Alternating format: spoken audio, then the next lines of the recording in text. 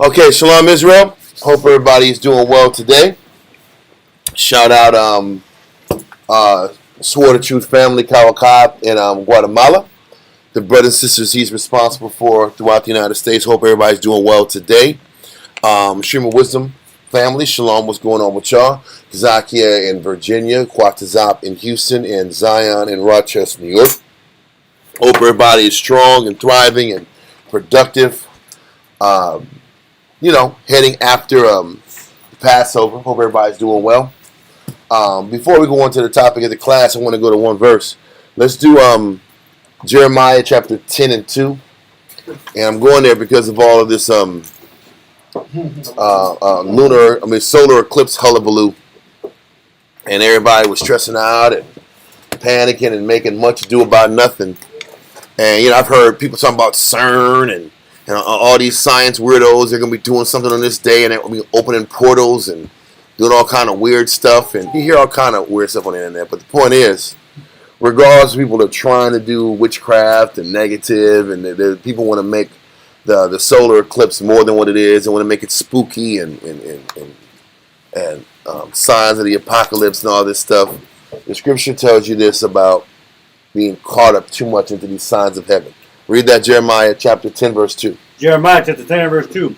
Thus saith the Lord, learn not the way of the heathen. So don't learn the methods that the nations tap into spirituality. Because the nations don't tap into spirituality by serving the Lord.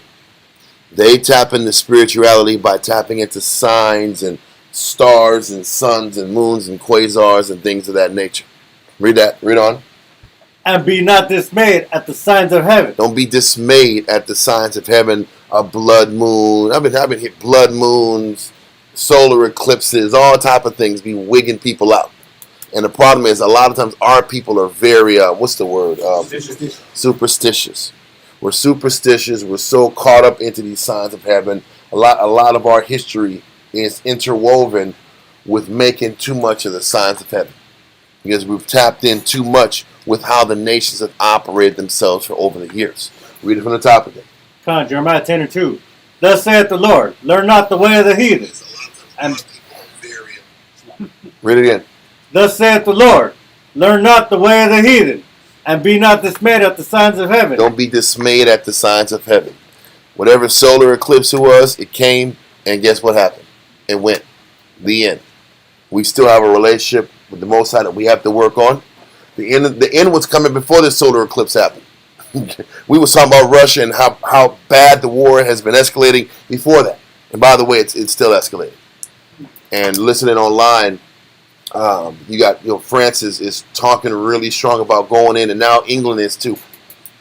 You get England and France in there, it's going to be a real problem. Point is, be not dismayed at the signs of heaven. Read on. For the heathen are dismayed at them. The nations make a lot about a bunch of nothing. So we didn't talk about it. We didn't try to get anybody prepped because it was something to get prepped about. And we're not going to go past this verse in Jeremiah 10 and 2 because there's nothing to give our mind to concerning a solar eclipse. People were stopping work. People were having watch parties, buying glasses. They actually had students at school stop what they're doing to go outside and look outside for whatever period of time. We have Bill, was he? Yeah, that's hilarious.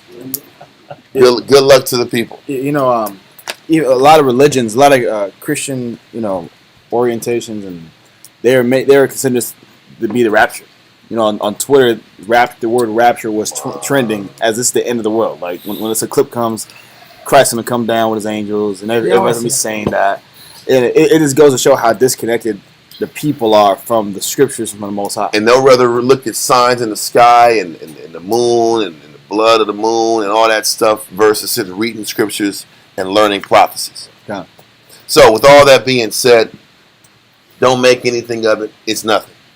That has nothing to do with our salvation and the timetable of our salvation, because the scripture says Christ doesn't even know the time that is going to happen. That salvation is going to occur. So let's not get caught up into that.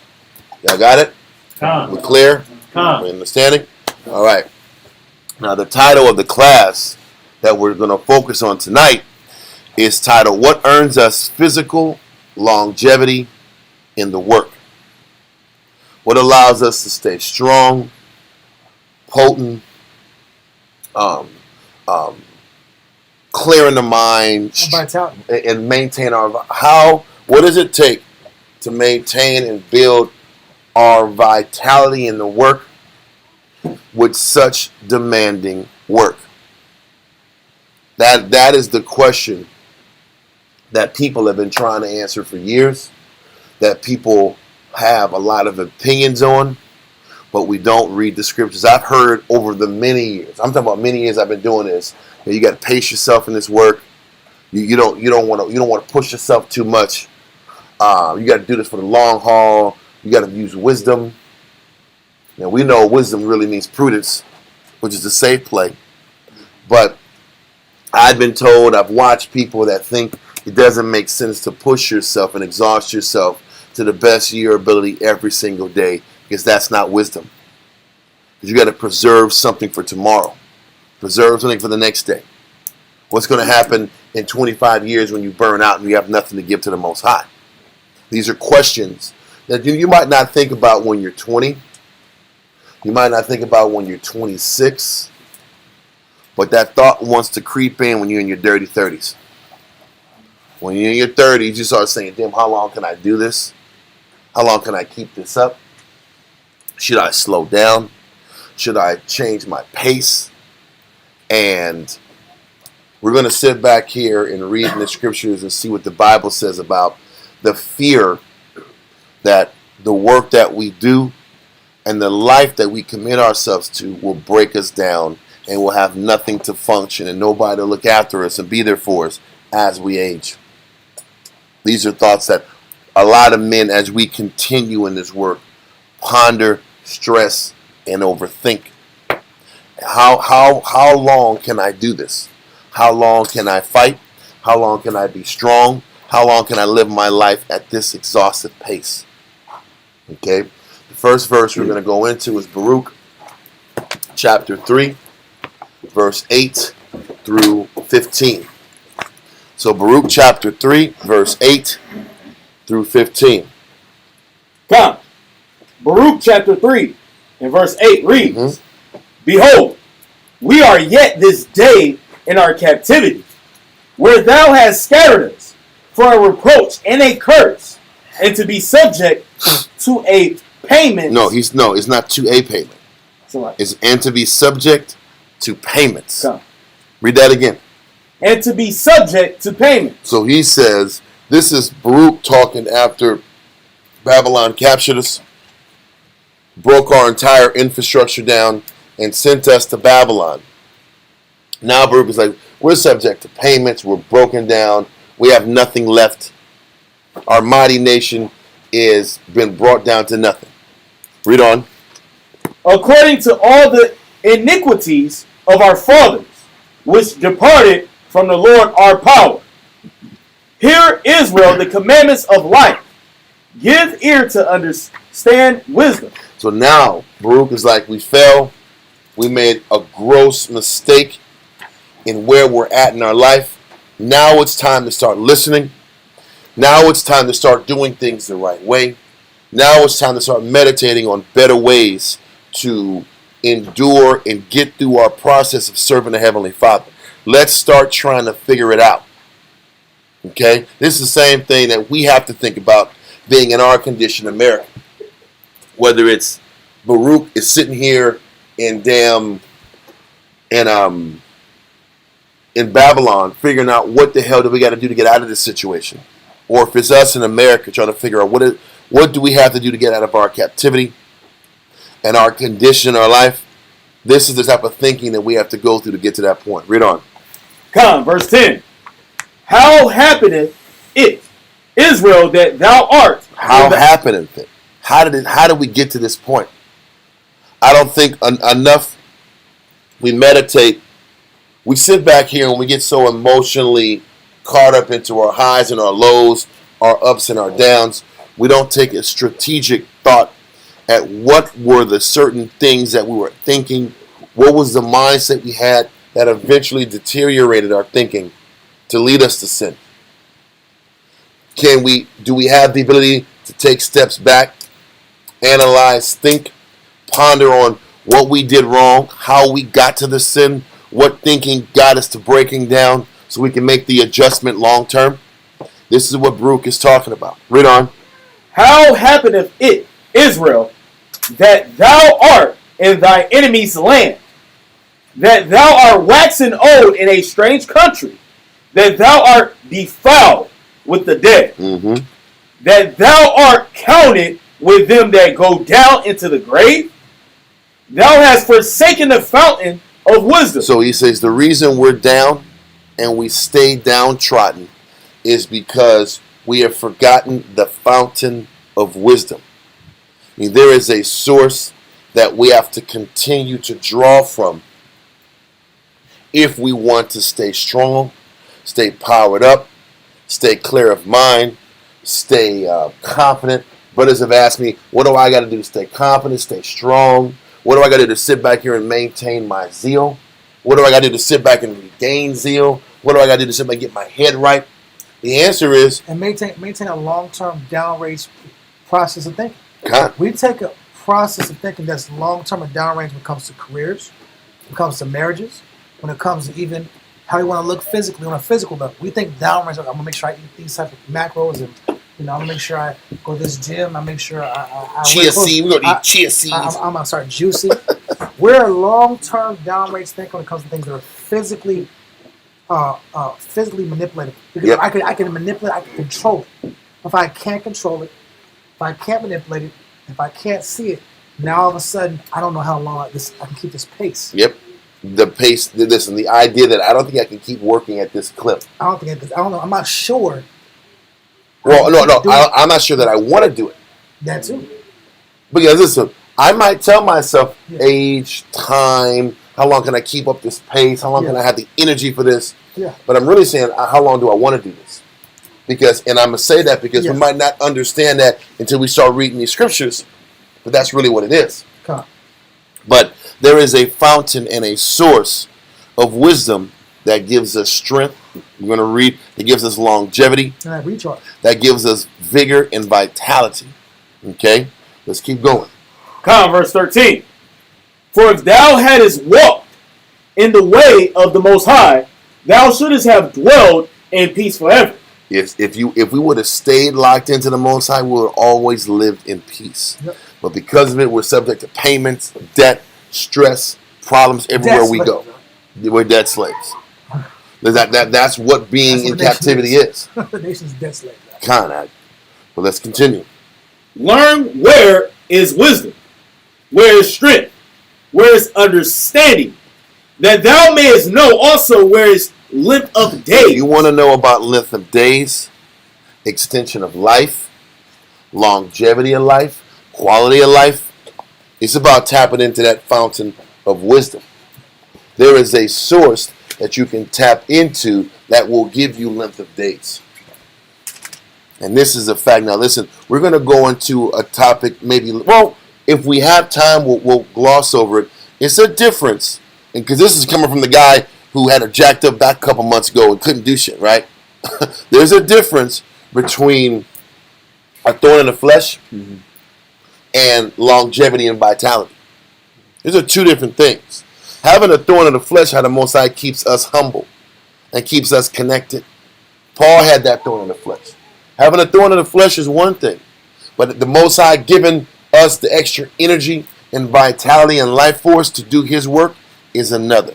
And maintaining spiritual youth. But that's the whole thing. That's what I'm saying. The spiritual youth is based upon what's that? Spiritual youth is based upon are we tapping into this fountain of wisdom that the Most High has provided for us? What you gonna say? I've seen it for years. I've seen and heard for years. The brothers on age. Yep. The brothers on age. The brothers on age. I'm not referring to myself. I've seen brothers that have been in the trenches for years. Okay. Brothers that maintain their spirit in the trenches. I've seen brothers in the trenches, 10-year customers, 15-year customers, 20-year customers. The customers age, but the brother does. Yes. I've seen them. The customers age. The customers age. The children age. I've seen the children age. Yes. I've seen the kids that they saw as babies. It's not a lot. and look older. We've all had that person that we went to school with that they're 18 but they look like they're 30. Have we not seen that? Or they look young as hell, but then when they get 29. Yeah. But Who are you? Who is this person? I'm just saying a person that you connected to, but how they live their life Yes. diminished them. Yes. It works both ways. And you can sit back and wear your life down by excessive partying, alcoholism, And negative. negativity. And there's on the other side, you can sit back here and do your work for the Most High and stay thriving. But just like you said, you saw people that you worked with. We've been in the mall. We were in the mall for how long? 20 years? More than that, bro. I'm just saying, like 20 plus years. 30. No, well, listen. The mall opened up in San Antonio in 1996. Damn. Damn. It's crazy. So that's like 28 years. Yeah. 28 years of selling oil. Yeah. Pushing this oil. So my point is this, and a lot of brothers worked it 15 to 20. I'm going to say 15 to 20. Guaranteed. Solid. And in those 20 years, you see people grow up, you see people come back around, and you see people wither away. See life. And like you said, people always come back and say, man, you guys look strong, you look fresh, you look like you ain't really changed a bit. Yeah. But you know what people also said as they were saying that? People who were gainsayers, negative-minded people, weak-minded people said, man, if you out here, you do it too long, you're gonna sit back here and lose all your life selling oil. Yeah.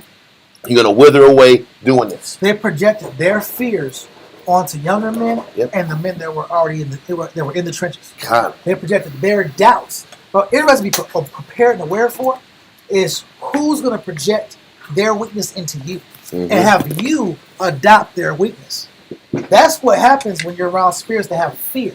When people have fear, they create alternate beliefs and philosophies. That sound like they make sense. But when you see them play out in time, the reason why I don't believe them is because when you look at a person 10 years on the line, 7 years on the line, 6 years on the line, their statements don't match life. Well, that's the thing. We're going to get into all the specifics. Yeah. I just want to sit back and set the stage because a lot of gainsaying people would say, you're sitting back here giving all your time to this work and you're going to burn out and have no time for yourself. Or you're throwing your life away. First, you're throwing your life away or you're overworking. All your brothers do is work, sacrifice, give. Do you ever have time for yourself? There's no balance in your life. There's no time for you. There's no time for anything but work. That's the first conversation. You get that from your family. No. Well, you get it from your family, but you get it from Israelites. Yeah, but I'm saying the progressive. Well, I've seen. Okay. The first conversation I get is from mama. Mm-hmm. That's my baby. You've always been my baby. I don't want you to burn out with those men.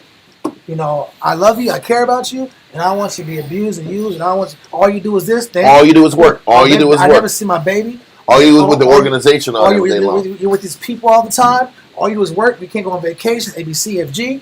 Then they stop talking because they come to you for counsel all the time. They ask you for answers. Yes. They be crying. Yep. They got needs.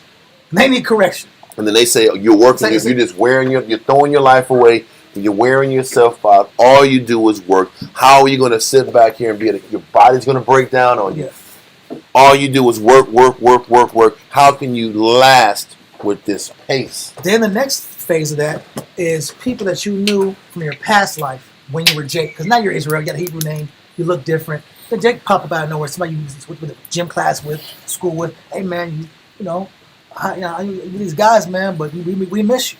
What happened to you, bro? Mm-hmm. You ain't the same. You look like you're kind of let yourself go. That's the next conversation. The let yourself go conversation. And that's because of a beard. Because you have a beard, you know what's up, man. Then over time, you're not on that edge up game. Yeah, that's what it is. You ain't crisp like you used to be. You used to be crisp. Jake is still fighting for that crisp shit out. Used to be sharp. If Jake don't have a crisp, they don't feel confident without the crisp out. But we got to get past that shit out. That's immaturity. Then you see your mom and your family. Then it's your old friends that circulate over every couple years. Then finally, it's fellow Jews that are in the labor with you for periods of time, not long periods, but just in and out. And y'all have this connection through conversation. And mostly guys that are trying to quit or have already quit or looking for a reason to quit. Yeah. They'll sit back and talk about, I'm trying to help you out. I'm looking after you. Yeah, everybody, I care. They'll say literally, I care about you. I care about your well-being. I've always seen that. Mm-hmm. And these conversations, some people hear it and go that direction, and some people don't. The ones I have seen not with that conversation maintain their vitality for some reason. And so what you're saying is, Yeah. I want to make sure we're clear. Yeah. The people who sit back here and continue on the path of putting the Most High first, Yeah. and it's whatever grueling schedule they're subject to, you look up 5-10 years later, it doesn't change them at all. Listen, And the person that's taking the breaks and taking the shortcuts, they're the ones that look worse for wear. listen, It always happens that way. I've seen them age beyond the rate and pace that they were. When they're in the work, they're preserved. 5 years, 6 years, preserved. No doubt. But when you see them 3 years later, because this is a slow game. Yep. Truth is a slow game. That's why there's so much doubt involved. Yep. Because you're like, maybe they're right. Yep.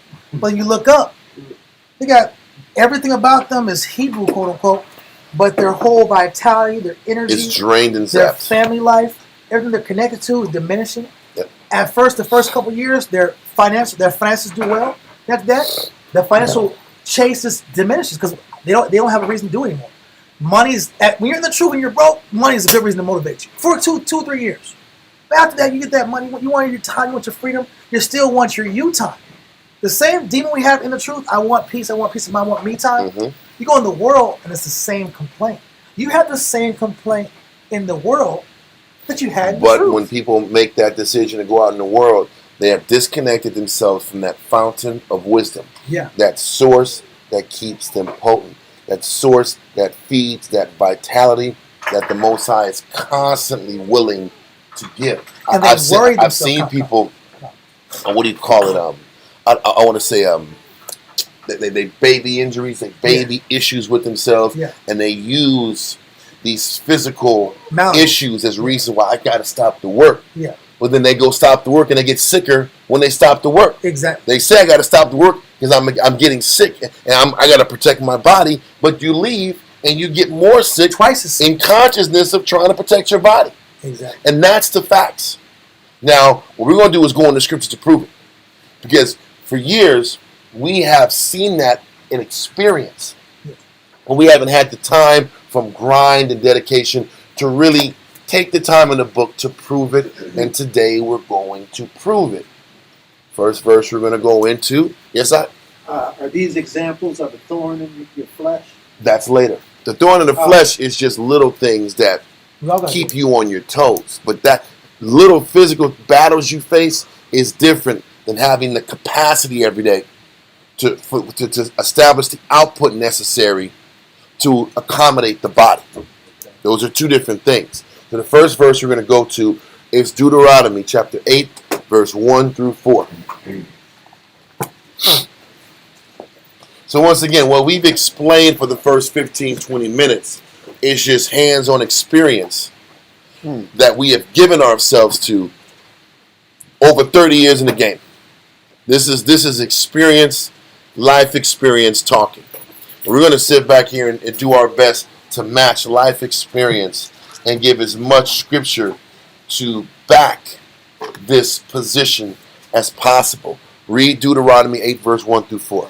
Deuteronomy chapter 8, verse 1. All the commandments which I command thee this day shall ye observe to do, that ye may live and multiply, and go in and possess the land which the Lord sware unto your fathers. And thou shalt remember all the way which the Lord thy power led thee these 40 years in the wilderness, to humble thee, and to prove thee. So whatever adversities we had to go through in the wilderness, whatever pains, whether they be physical or spiritual, was only for the purpose of keeping you humble. So whatever pains and ailments in our life, because I can't count on my hands how many times we correlate our present battle in life and connect it back to the time in the wilderness. We constantly do it in the scriptures because it all is relevant. So he's letting us know in his 40-year lifespan, in the lifespan of a generation, because that's what's being said. In this one generation's lifespan, the Most High had us go through trials and tribulations to prove you, and to determine where your intentions, heart, and motivations really lied at. Read on. God. It says, to know what was in thine heart, whether thou wouldest keep his commandments or no. And to determine how sincere you were about following his laws. Read on. And he humbled thee. And the Most High purposely humbled you. How does the Most High humble us? He keeps our he keeps our finances just enough to be above water and sustain your bills. That's how he keeps us humble. Have you noticed however much money you make, you have just enough just to pay your damn bills? You'll sit back here, you'll get a promotion, you're able to get a promotion, people around you, you'll have all kind of, you'll think you're about to get this promotion, life's going to be better. Then all of a sudden, expenses match right at where you were with your finances. God. And you're like, what the hell's just happening? I thought I was going to get a break. And then you'll sit back here, you might lose your job, the camp might take a hit for a couple weeks on the pay. You're like, oh man, I ain't gonna be able to function. But guess what? There's just enough to get by. What the hell is going on? The Most High works it to where he gives you enough to function and nothing much more to keep you humble, to keep you hungry to serve him. Read on. God, it says, and he humbled thee and suffered thee to hunger. He's okay with you being hungry. Hungry don't mean starving. It's two different things. Hungry is, it's crazy. I was reading about surfeiting. Yeah. And how with surfeiting, you're not supposed to eat till you're full. Get my classic. I was just writing that right now. I was thinking about this yesterday, but how surfeiting is, like, I don't want you to, surfeiting messes with the collar, with the bile in your stomach. Yeah. And when you eat to get full, you eat to sickness. So Not full, like I'm good. Talking about that. No, I'm full. That sleep-itis. But that's how black people eat. You eat till you're sleepy. Yeah. Listen. You know how you know that? You know how you know that? Listen, I never forget this. Brother said, listen, ball your hand up. Yeah. That's the size of your stomach. Like, oh man, that ain't true, man. I don't want to hear all that, man. Give me 3 pieces of chicken, man, and some coleslaw, tater salad, and some beans. I'll be back. And after I eat that, I'm gonna walk it off for like 10 minutes, and I'm gonna get one more piece of chicken, man. Yeah. Now I'm tired, man. Now it's time to go to sleep. It was a good time. It was a good time, man. Listen. 4 big pieces of chicken or 15 wings. Yeah. Whatever. What's your number? You go to Wingstop. 12. Don't say 8. You lying SOBs. Lying SOBs. You gonna get that 10 piece. Yeah, fries. Yeah. Extra fries, extra toast. And he said, I'll eat it when I come home. Yeah. You know, it's like you smash that on site. No, not you didn't even leave the building. It was destroyed. Then you're drinking sugar soda drink, and he's adding on to the whole situation. What am I trying to say? Even scripturally, so the Most High said, eating to your fullness is inordinate. So when you're reading here, and the Most High says, he suffered us to hunger, that just means I gave you enough to sustain your body, but I didn't purposely fill you. Because if I fill you, you're going to be lazy. And you're not going to want to do my purpose. Okay.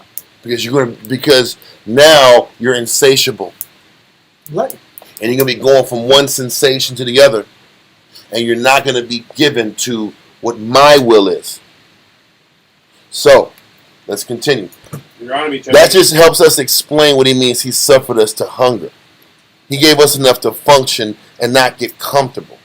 Read on. Deuteronomy chapter 8, verse 3. And he humbled thee, and suffered thee to hunger, and fed thee with manna, which thou knewest not, nor did thy fathers know, that he might make thee known that man doth not live by bread alone only, but by every word that proceedeth out of the mouth of the Most High. So the Most High purposely made the conditions in our life in such a way to where we would have to learn that it wasn't about the confidence in my earning ability, the confidence in my pizzazz and my game and my hustle. But it was my confidence in reaching out to the Most High and petitioning Him through my servitude to get blessed. This was the condition that the Most High purposely set in a time of the wilderness and in present day times now. Which means that you're going to lose whatever physical leverage you use in your life to have your way. If it's your mouth, it's going to be ineffective. If it's your looks, it will become ineffective. If it's your ability to manipulate, because brothers be hustling, brothers be getting everything, living for free. Yep. Sometimes brothers learn how to live for free. Yep. Especially the Maldives. Listen, but keep going. Okay, bottom line, whatever skills you use to survive in the world, he's going to diminish the effect of whatever your survival mechanisms are. So once again, I'm sorry I'm cutting you off because the point of impact what I was trying to drive to was verse 4. And it's already damn near 8:30, bro. We're going to lose our entire night. Read verse 4. Deuteronomy chapter 8, verse 4. Thy raiment wax not old upon thee, neither did thy foot swell these 40 days. Years. So what's happening is the Most High has the power to change our physical condition in order for us to do His will. Our will at the time was to walk in circles and get purged until we have the opportunity to cross over to Jordan. Or really, initially, we were supposed to go from the southern part where Judah was to go up and invade Canaan. So the Most High sat back here and looked at us in our condition. And the Most High's thinking was this: what do I have to do? What do they need me to accommodate in their life to accomplish my will? Let me sit back here and make sure their feet don't swell for 40 years so they don't have to allow that to be a distraction to get in the way of them serving me. Now, people that walk in the wilderness for 40 years, you expect their feet to swell. They didn't have Jordans. They didn't have no comfortable fucking Skechers. There's no Crocs over there. There wasn't anything comfortable. You're sitting back here and you're stepping every day. Your feet are going to be on blast. On rocks all day? There was no proper shoes, no proper footwear. It was leather, and your body was going to feel it. And if your feet was messed up, guess what was going to be messed up? Your back, your hips. There should have been degenerative hip injuries. I wouldn't have made it out there in the wilderness side. I would have been out of there. You're still on uneven surfaces. Listen, bro. There wouldn't have been no chiropractors back then. Suck it up. Rahama, fight. You must fight. This man's not strong. Listen, my point is, the Most High sat back here and understood the conditions that were necessary for his job and purpose to get accomplished, and He had the power and the willingness to change our physical composition to accomplish that job. Yeah. I'm only going there to set the tone from where we're going to go into in a bit. Okay, so He has shown right here in Deuteronomy 8 His willingness and capacity to change how our body operates and how our body flows so that we can sit back here as a people and fulfill His will. Now we're going to continue to build off that concept. Let's go to Proverbs chapter 12, verse 28.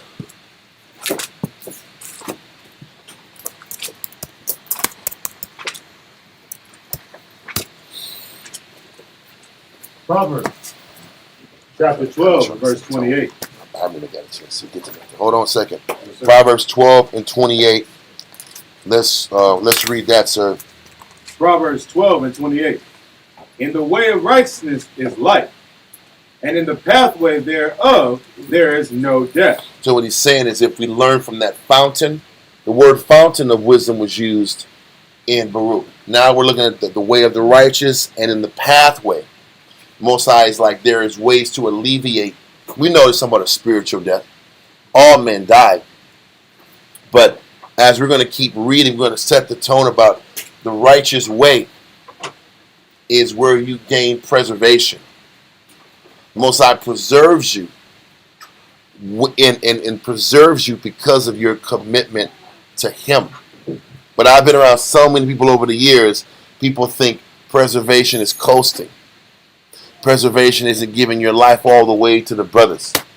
Preservation is sitting back here and slowing down your pace, slowing down your level of effort, slowing down your commitment. That's not in the scriptures. That's not preservation. You know what preservation is?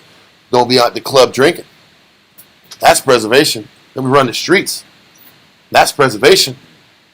Do your job for the Most High, however long it needs to get done. Go home, get in the book. Brothers get in their 20s and they all of a sudden they want to be alcoholics. I can't get up anymore. I'm just so sick. I drank so much alcohol last night. What the hell are you doing to where you're damn sick and you can't even get up in the morning? How much alcohol are you consuming? And then is there anything in your brain telling you the night before, stop? Is there a mechanism in your mind saying, you know what, maybe I need to stop consuming alcohol? Maybe this is the third drink I need to stop. Or, eureka, maybe I should drink some water in between. Maybe hydration is important. We just want to chug-a-lug, chug-a-lug, chug-a-lug, and chug-a-lug, chug-a-lug, chug-a-lug, and think that's cool. It's not cool. That's how you kill brain cells and water yourself down. But let's continue. I'm going to let that go.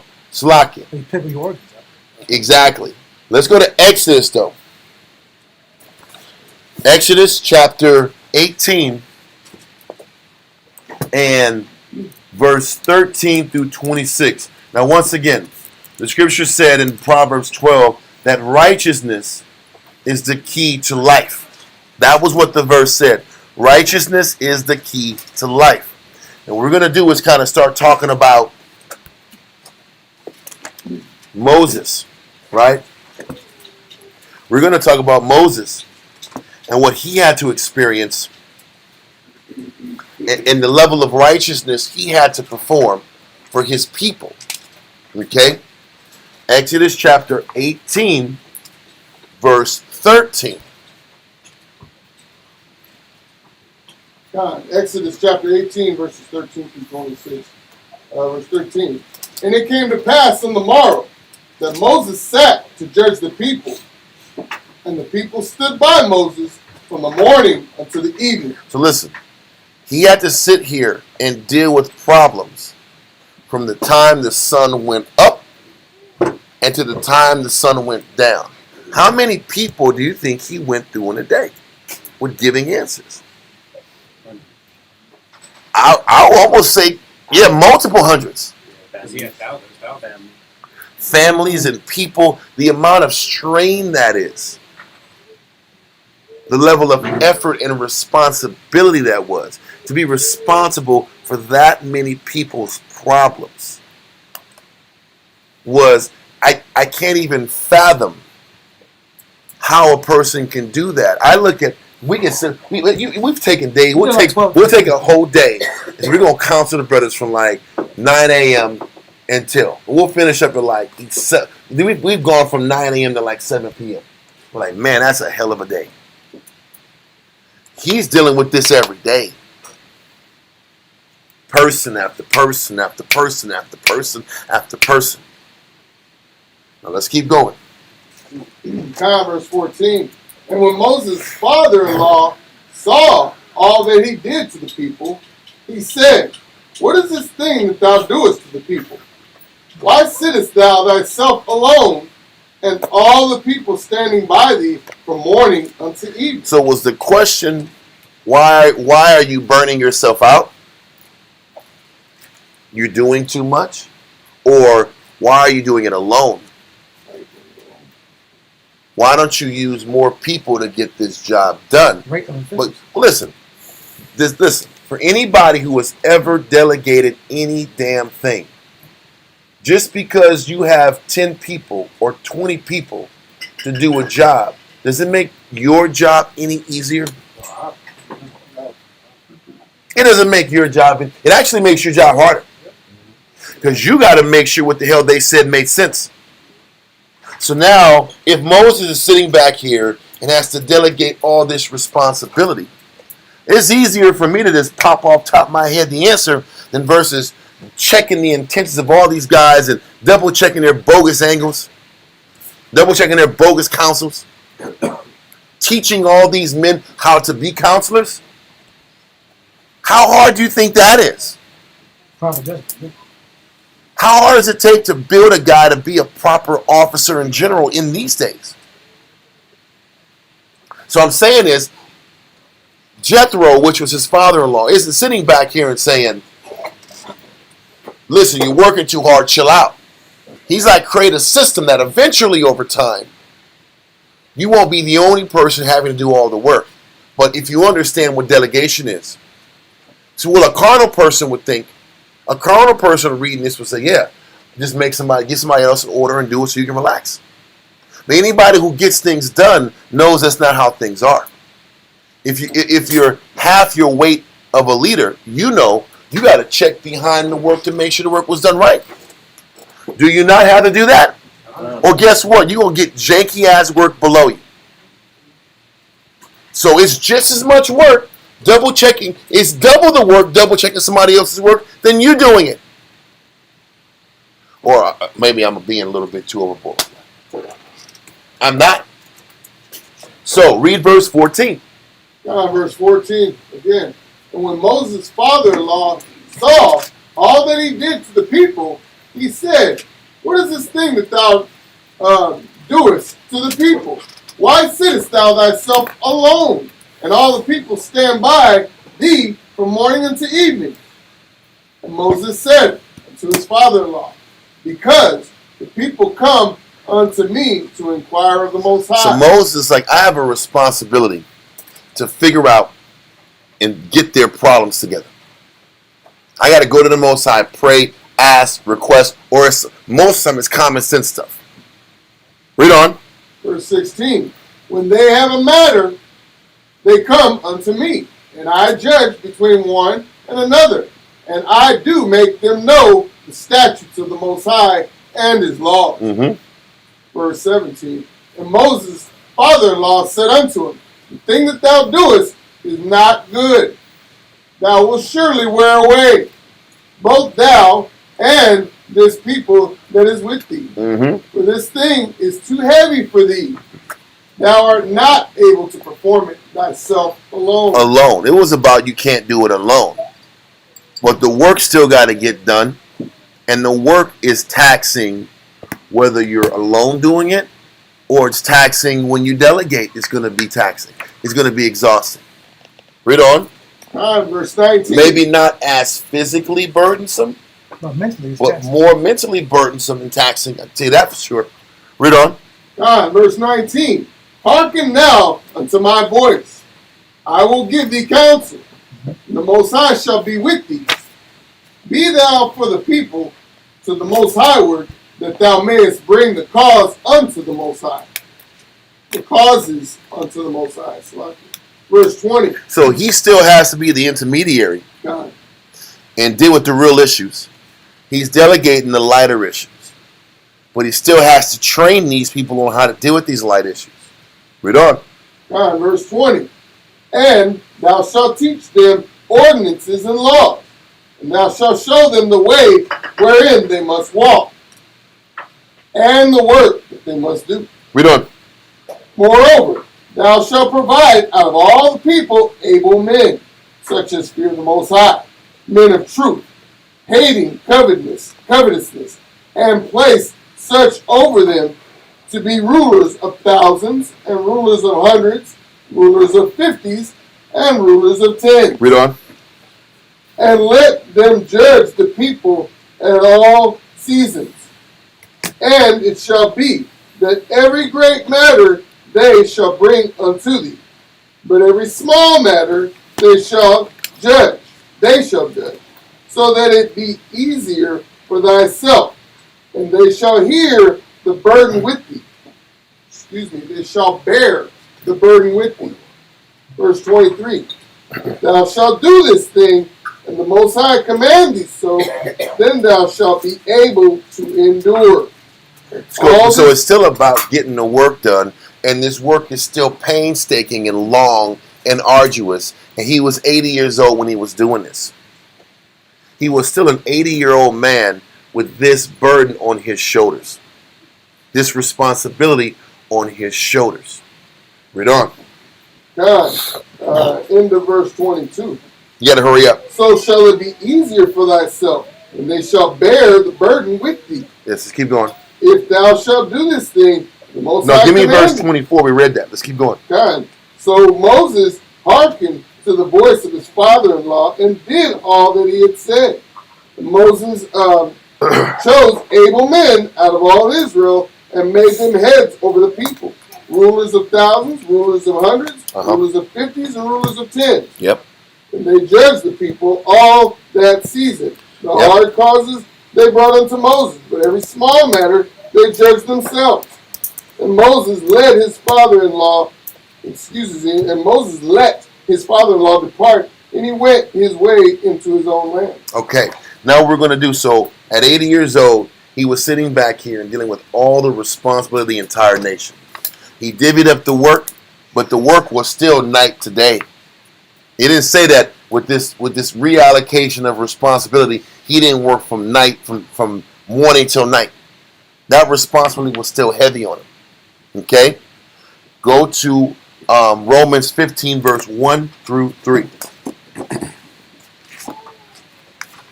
This is still going on for what we read in Proverbs 12 and 8. Dealing with the way of righteousness is key to life, to spiritual life, and prolonged physical life. We're just trying to explain what this righteousness is and what we're talking about in regards to what it's going to take to operate in the spirit of righteousness. Read that, Romans. Romans chapter 15 and verse 1. We then that are strong ought to bear the infirmities of the weak and not to please ourselves. This is the righteousness we have to sit back here and strive towards. We have to sit back here and bear the infirmities of the weak and not pleasing ourselves. What do you think Moses was doing the whole time? He was bearing their sicknesses, bearing their problems. Listen, bearing the infirmities of the weak, it's not like I'm getting sick for Christ. When I'm being around sick people, I'm dealing with sick people's mental burdens. That's what the work is. If you get to the brass tacks, nitty gritty of what this work is, the righteousness that we choose to live is to deal with our people's sicknesses. And suffer their character flaws. And suffer, because that's what the issue is. We're working every day dealing with Israel's character flaws, head trips, outlook issues, mental insecurities, slothfulness, doubt, fear, pride, self-hatred, self-loathing, self-condemnation, the lack of responsibility, the lack of humility and discipline and work ethic. This is what we're sitting. Can't get up in the morning. These are the infirmities that we're bearing and not pleasing ourselves. Because if it was up to the individual, why would I sit back here and carry people who ain't trying to change and ain't trying to figure it out?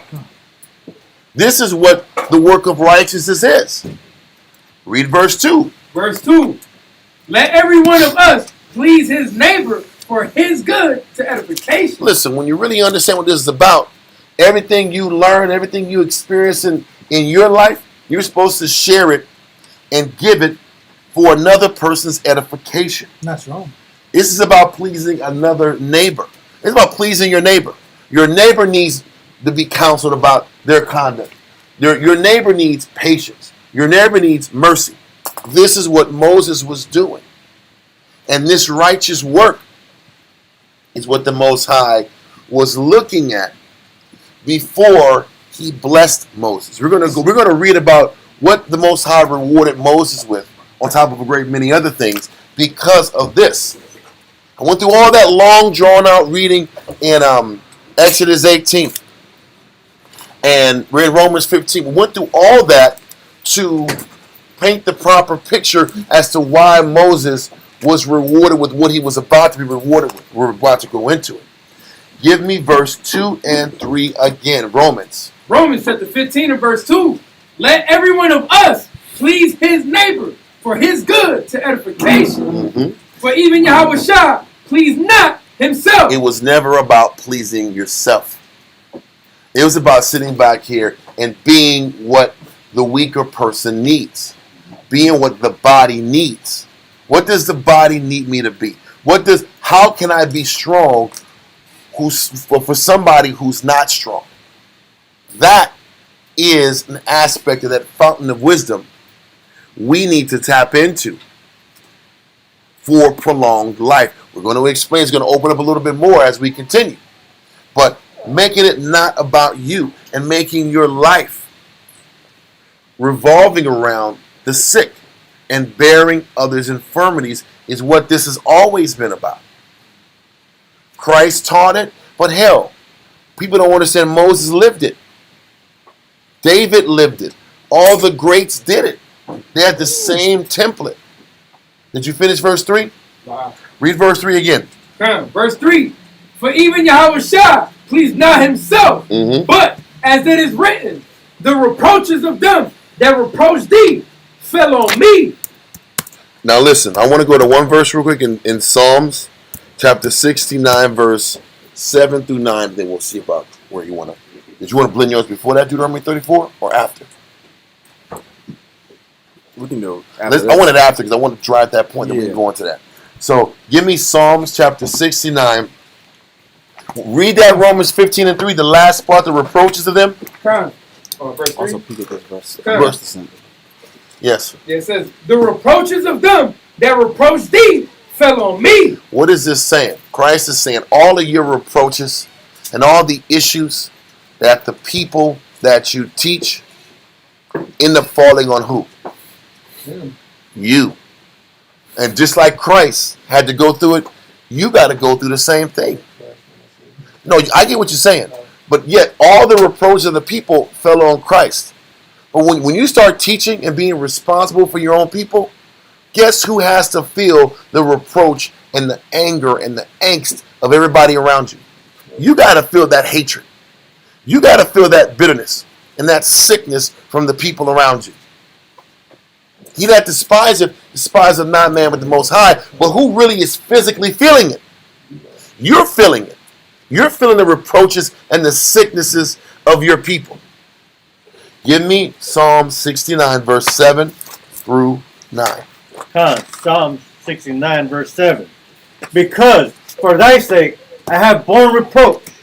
Shame hath covered my face. This is David even saying it. This is the scripture. This is where actually Paul got it from. He said, for your sake I have borne reproach. For you, I'm the one catching hell. This is what selflessness is about. This is what a lot of people in Israel don't understand. So that you can gain and you can benefit, I got to catch your heat. I got to catch your sickness. I got to catch your vomit. And this is what Moses went through. He says, because for thy sake I have borne reproach. We've talked about being at the mall. Had to be responsible for the nation. Had to make sure men were fed. I look at brothers now, whether it's on deliveries and moves and all the hell we're catching. We're catching the reproach so everybody can be sustained. We catch the hell. We catch the weight. We feel the pressure. We feel the stress. We feel the burden so that the body can be sustained and function. Understand, this is the same thing our forefathers did. I'm trying to give us clarity as to why we should have confidence and belief that the Most High is always going to be there for us. Because just like David, Moses, Christ, they're all bearing the burdens and the reproach for your people. Read on. Verse 8. I am become a stranger unto my brethren, and an alien unto my mother's children. You know, listen, you're a stranger to your family, but you're not a stranger to the Most High's people. Didn't Christ say, who are my brothers and mothers? Mm-hmm. Who is my mother and brother? It's the ones that do the word of the Most High and follow it.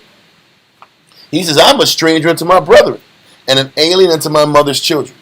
But I'm not an alien to the people I've committed my life to.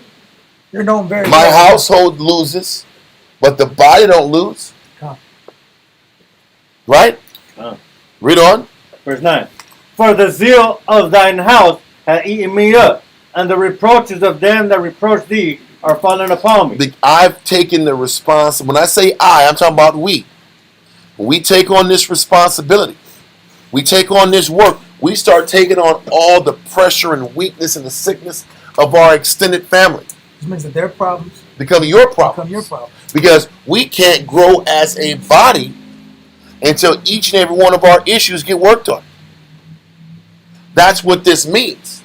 Which means this. When it says, the reproaches of them that reproach thee are fallen upon me, you know what it also means? I can only grow as fast as the people around me grow. And psychologically, if you're looking at this carnally, you can take this the wrong way. It'll be debilitating. It can be debilitating mentally and psychologically if you don't learn to accept this process. We grow as far as the body grows. I mean, all the work I do, all the power I give, all the ability I have means nothing. All the ability I have to feed myself and take care of myself and shield myself and perfect myself, I have to wait for another man that can't get up in the morning. And this is why a lot of men leave and quit and justify not committing themselves to the body. Because to commit yourself to the body, that means I got to feel what everybody else feels, and I got to move at the pace of a bunch of sick individuals who haven't figured out how to master themselves. And their problem's going to be more important than your problem. That by itself is debilitating. And your problem is going to be more important. Their problem is going to be more important than how fast you can grow, and how fast you can achieve on your own. And that dynamic is what the great men of the Most High had to sacrifice and deal with from the beginning. And average people that are carnal, will say that's unfair. And you know what the crazy, but this is the crazy thing. For that commitment that Moses dedicated to his people, because Moses, and I'm going to use Moses on this one, because Moses took on those reproaches, David did it, Christ did it, but I want to focus on Moses. Because Moses took on those reproaches, he took on those responsibilities. Every 5 minutes, the Jews were trying to do what to him? Stone him. They were trying to kill him. They wanted to sit back and take out all their frustration on Moses. All their doubt, all their fear, all their panic was reflected on Moses. So when we get attacked, we need to learn how to get a thicker skin and stop taking weak men personal. Because when weak men snap at us, it's because they're snapping at God. They're angry at the Most High because of the condition they got them in. But back to the point. The point I'm trying to drive is, what did Moses get for dealing with that reproach and dealing with that stress and dealing with that pain and dealing with being the target of everybody's frustration? Let all this go and go to Deuteronomy 34 and 7.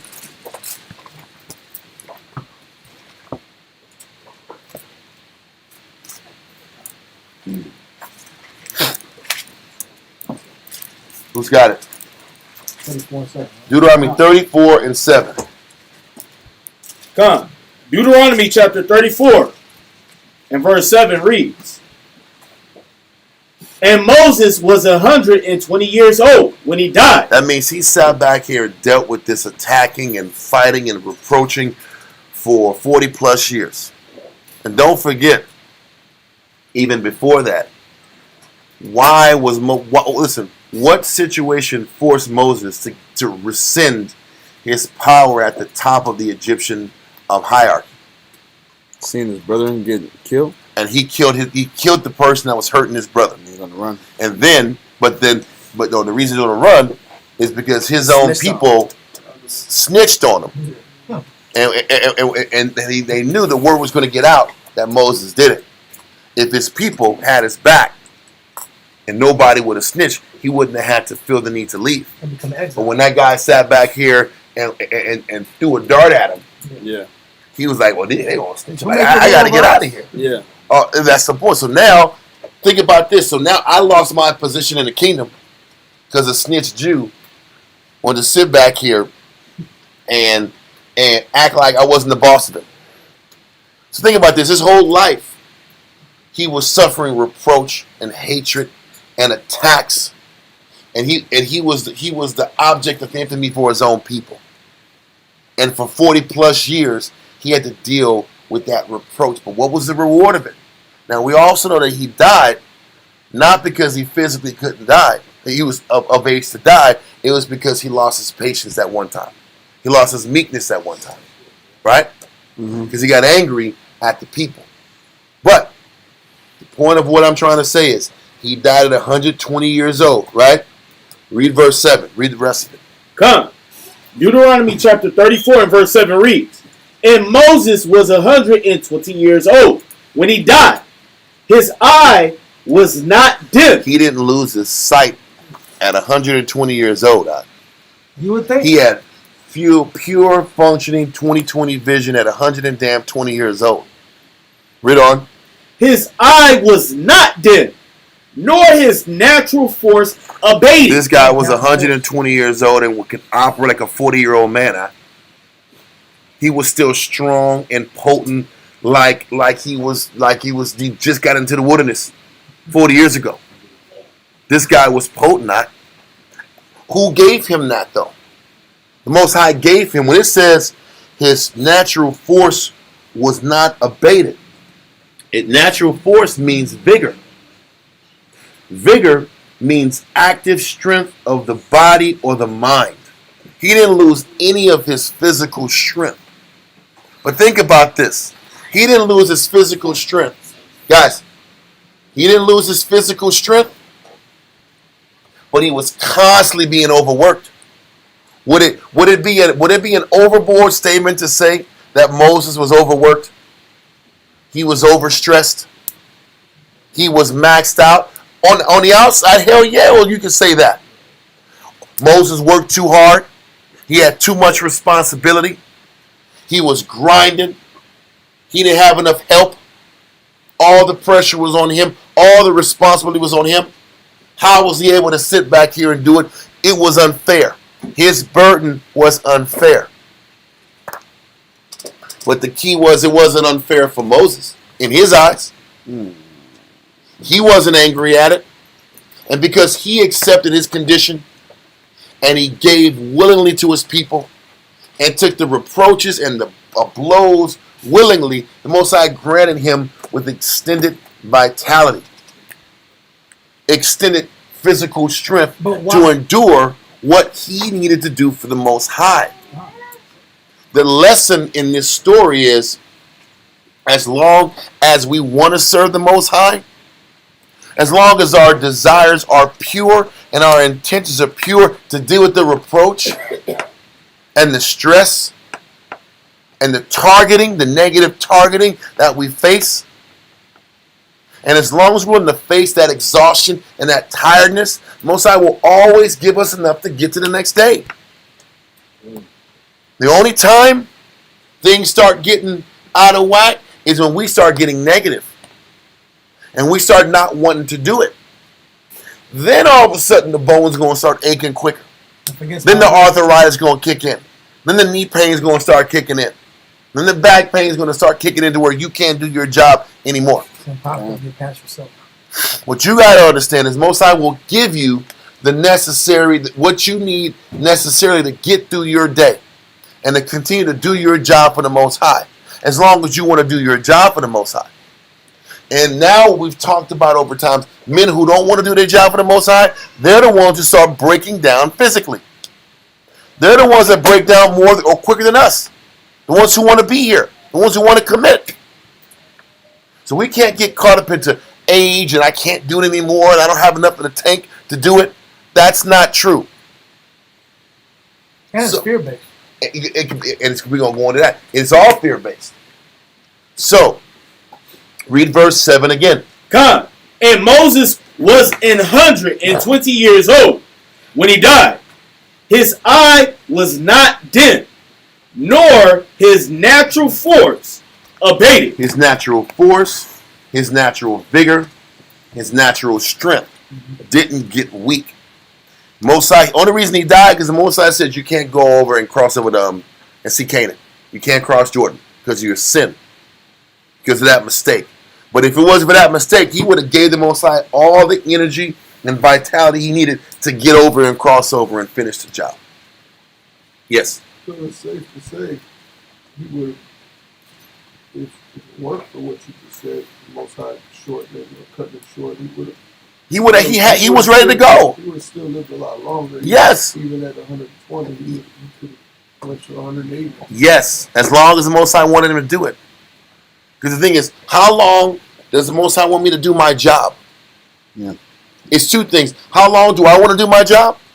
And how long does the Most High want me to keep doing it? And He will give me that extension based on how much I want it and how much He can get from me To accomplish the service. to accomplish the service. What you gonna say? I was gonna say because there's also the other aspect where the Most High will take a man out to preserve him from being corrupted further. In the case of Moses, to preserve his because he's already losing His patience. He was losing his patience already. To preserve the sin from getting worse, yet he couldn't go further. But in the case of righteousness and preserving, I don't know if you're done with that verse. I'm done with that verse. Give me Isaiah 58 and verse 8. Because Isaiah makes a comparison to how we afflict ourselves in the fasting compared to how we afflict ourselves for our people. And he's going to show the resemblance there. Give me verse 8. And what? Verse 8, 10, and 11. Isaiah chapter 58, verse 8. Yes, sir. It says, "Then shall thy light break forth." He said, what is the purpose of your fasting? The purpose of your fasting was to dedicate one to me, but also to understand what your original purpose was. It wasn't to afflict your hunger. It wasn't just to abstain from eating food. It was to remind you what your job was. Read on. Then shall thy light break forth At the end of the fast, read on. as the morning, and thine health shall spring forth speedily. He says, when you break that fast, or when you live according to my purpose, and we're going to prove that, your health, it says your health will spring forth speedily. Hold on, real quick. Everything you're saying is right. I just want to clarify this one thing. Because everything you said is right about Isaiah 58. Isaiah 58 breaks down what the purpose of a fast is. Mm-hmm. And in the process of making this fast and committing to a fast, the purpose of the fast is to change and eradicate wickedness out of your spirit. Mm-hmm.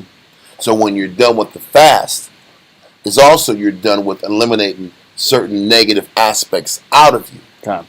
And when you eliminate that negative out of you, and you make spiritual changes to get closer to the Most High, that's when your health springs forth speedily. Okay. So what is the connection there? The connection is your health and your preservation is tied into how successfully you eliminate the sin out of your spirit. Okay. If you want health, you want long life and vitality, you better start changing some shit in you and working on things inside of your spirit, your vitality. Why would the Most High give you more time if you're not going to take that time to benefit my people and my children? Yeah. Why get more time if you're not going to use this time to help my children out, to benefit them? You just want the time for you to forget you. Then you're making it about the wrong things. I'm sorry. I just want to clarify. You're right on point. Rich man story. Well, yeah, we're not going there yet because I want to go there later on. But I have some. Yeah, let him finish this because I kind of cut off things. I just wanted. I only said what I said to explain about. It was about fasting, but he was explaining that the fasting was about the change inside of you to make. But keep going. And to add on to it, the change is also the change in motivations. Because what he was explaining is we were fasting for a carnal surface level reason. A lot of us do this work for a surface level reason. It doesn't take us further than what our surface motivations are. So what he's explaining is you have to change your motivation. When your motivation aligns with the Most High's motivation, now you get the result, the health benefit that you were looking for or that you were hoping for. Read on. It says, "And thy righteousness shall go before thee. The glory of the Most High shall be thy reward." Go back to verse 8 from the top so he can explain it again. Just go back to health. I just want the health part brought up. Isaiah chapter 58, verse 8. "Then shall thy light break forth as the morning, Read on. and thine health shall spring forth speedily, and thy righteousness shall go before thee." Yep. Your works are going to go before the Most High. He's going to see your works. They're going to acknowledge your works. He's going to acknowledge your works by you gaining what? Health. Time. And longevity. He'll give you more time. And strength. What strength? Strength to give you more strength to do your what? Your job. How about that? It's for your own life. I'm going to give you more time to go to work and do my job to serve me. Yeah, you get some power. Congratulations. I'll do a miracle for you. Listen, is this benefiting who? Thank you. People got to realize who this is about in the first place. Exactly, because he's explaining it's conditional. Jump to verse 10. This health, this longevity is conditional. Read on. Isaiah 58, verse 10. And if thou draw out thy soul to the hungry. If your motivation, your purpose is to help the hungry, the needy, the spiritual needy, read on. And satisfy the afflicted soul. What does that mean? My dedication, my works is all to help the people. And if I'm going to satisfy an afflicted soul, guess what the other recourse is? You're going to get afflicted, my guy. Because afflicted souls afflict people. Yeah. How about that? Am I right or wrong? People who are damaged and bruised, what do? They damage and bruise people around them. So, you know what? The afflicted soul has suffered reproach. He's going to give out reproach. We just read it in Romans 15 and Psalm 69. So when you try to help the afflicted soul, you're going to be reproached and hated. As you're trying to heal this person. We talked about it before. When you go to a hurt animal, you try to touch a hurt animal, what's going to happen? Right. You're going to get bit. You ever seen those shows where the animal gets caught up in a fence or something like that? Yeah. And he's moving around, he's damn near biting you. He might bite you, and you got to sit back here and, I'm not trying to harm you. And you try to get him out, he turns his head, he's going crazy. And then eventually you get him out, and they'll run away from you first, and then look back at you like, thank you, man. But then, he don't do it. He don't do it right next to you, though. He'll go like 5 to 7 steps out like this. You know what that is. He's like this. And he goes. He's scampering off, huh?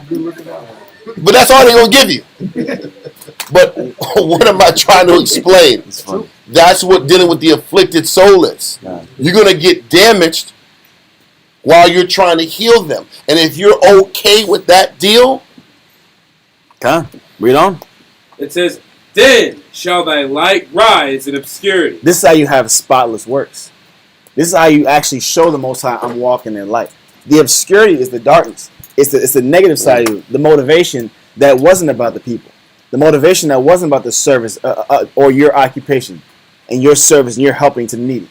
Is how you remain spotless, how you remain sincere according to the Most High's eyes, is you dedicate, you draw your soul out to the hungry and needy and the afflicted. Read on. It says, and thy darkness shall be as the noonday. Meaning it won't be dark. It will be bright light. Read on. Verse 11. It says, and the Most High shall guide thee continually and satisfy thy soul in drought. What does that mean? To satisfy your soul in drought it means to make you not complicit, but content with your purpose in life now. The drought is not getting what you want.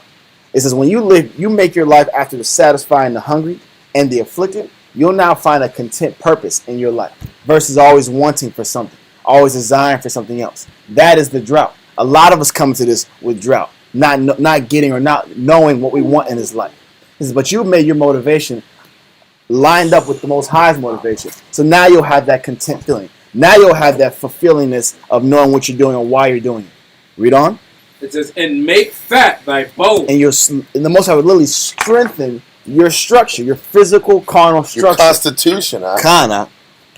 And you got to go to that damn. When you're done with this, you go to Joshua. That's a monster. But keep going. It says, and thou shalt be like a watered garden, and like a spring of water, whose waters fail not. Like Moses. He didn't wither away. His strength didn't wither away.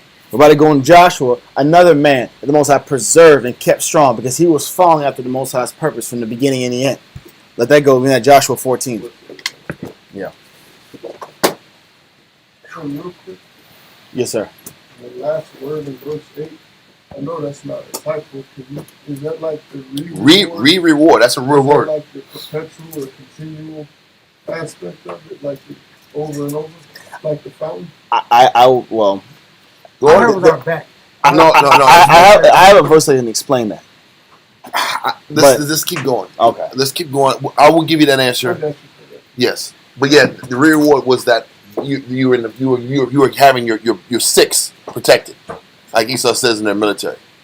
It's Most High has you your reward. Your back is protected. Okay. Yes, but let's go back to It's Joshua 14. Yeah, Joshua 14, verse 10 and 11. This is Joshua saying the same damn thing that was spoken about Moses. Moses didn't say the word, but it was spoken about Moses. Let me find it real quick. Did you read that part of verse 11 about fatten the bones? Yes. That's how. What does that even mean?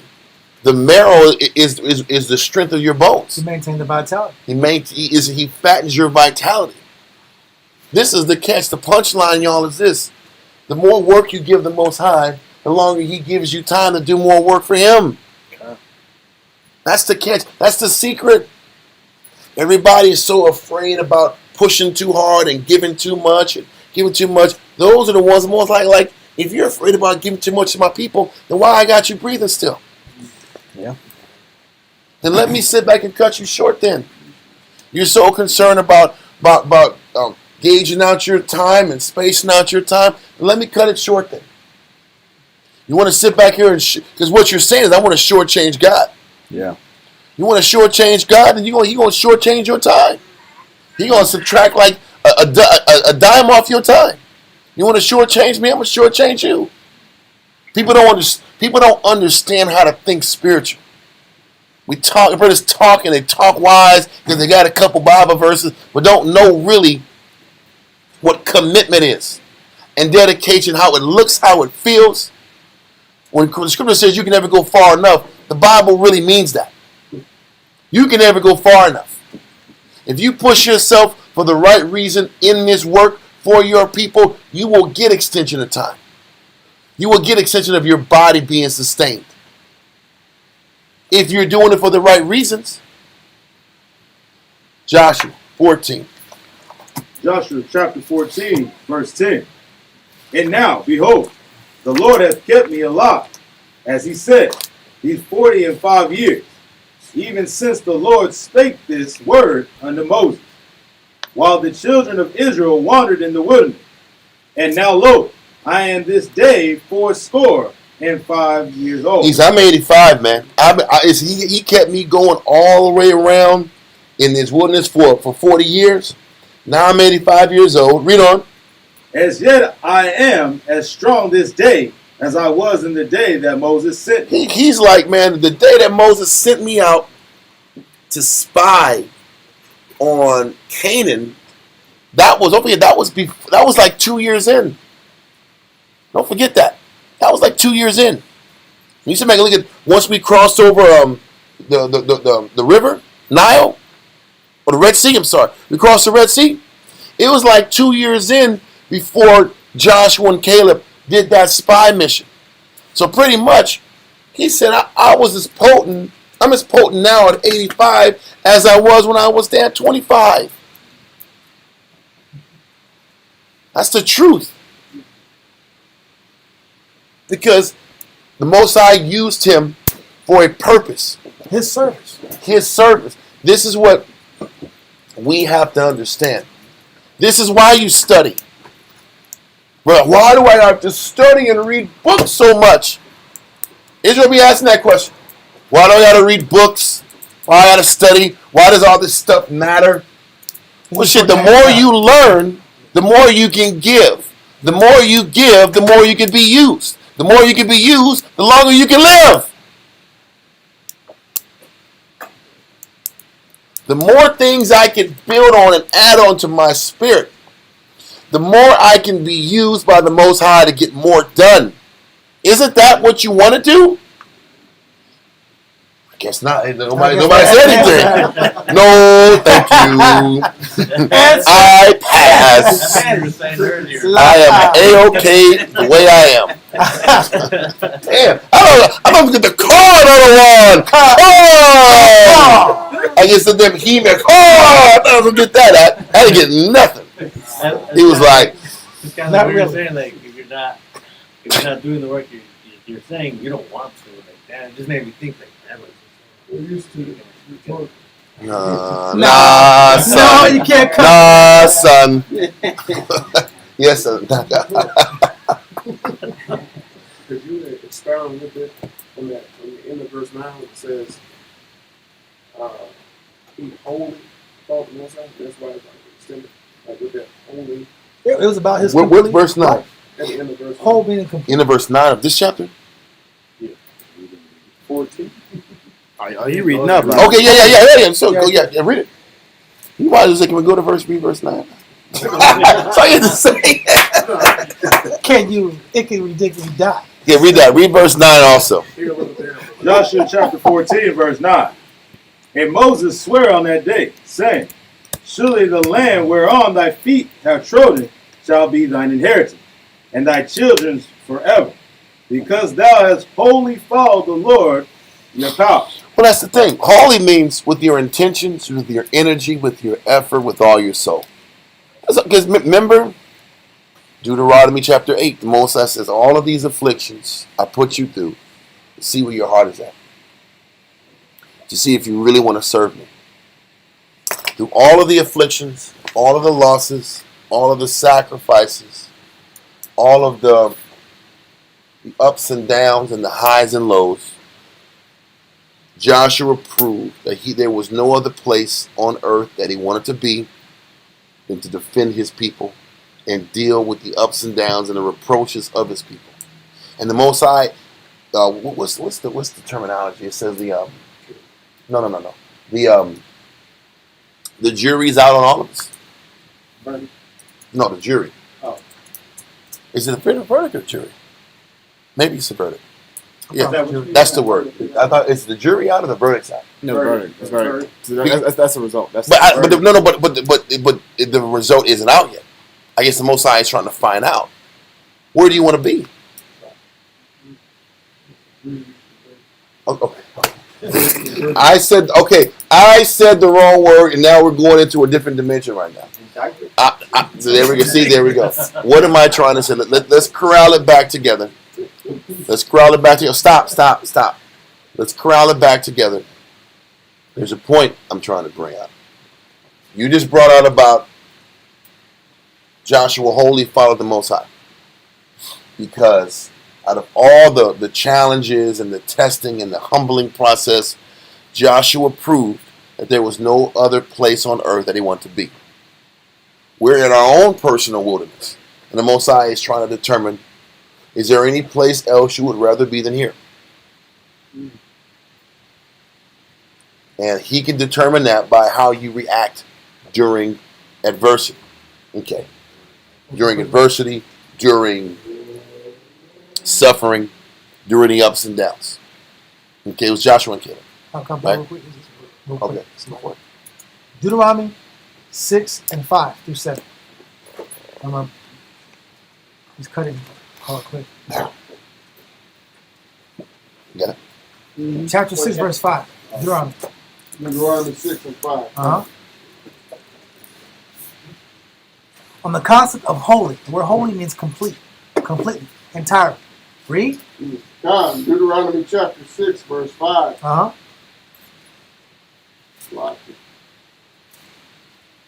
Let's go. John 6, verse 5. And thou shalt love the Lord thy power with all thine heart, Key point is all. Read. and with all thy soul, All your heart, all your soul. Read. and with all thy might. All your physical energy, all your spiritual energy, all your mental energy. The word holy with the W means completely. Read on. Verse 6. And these words which I command thee this day shall be in thine heart, Read. and thou shalt teach them diligently unto thy children. What does diligently teach to the children mean? You're constantly serving his children. Your life is to be consumed, and your consumption is my life and my minutes, my seconds, and my days are for the benefits of other people.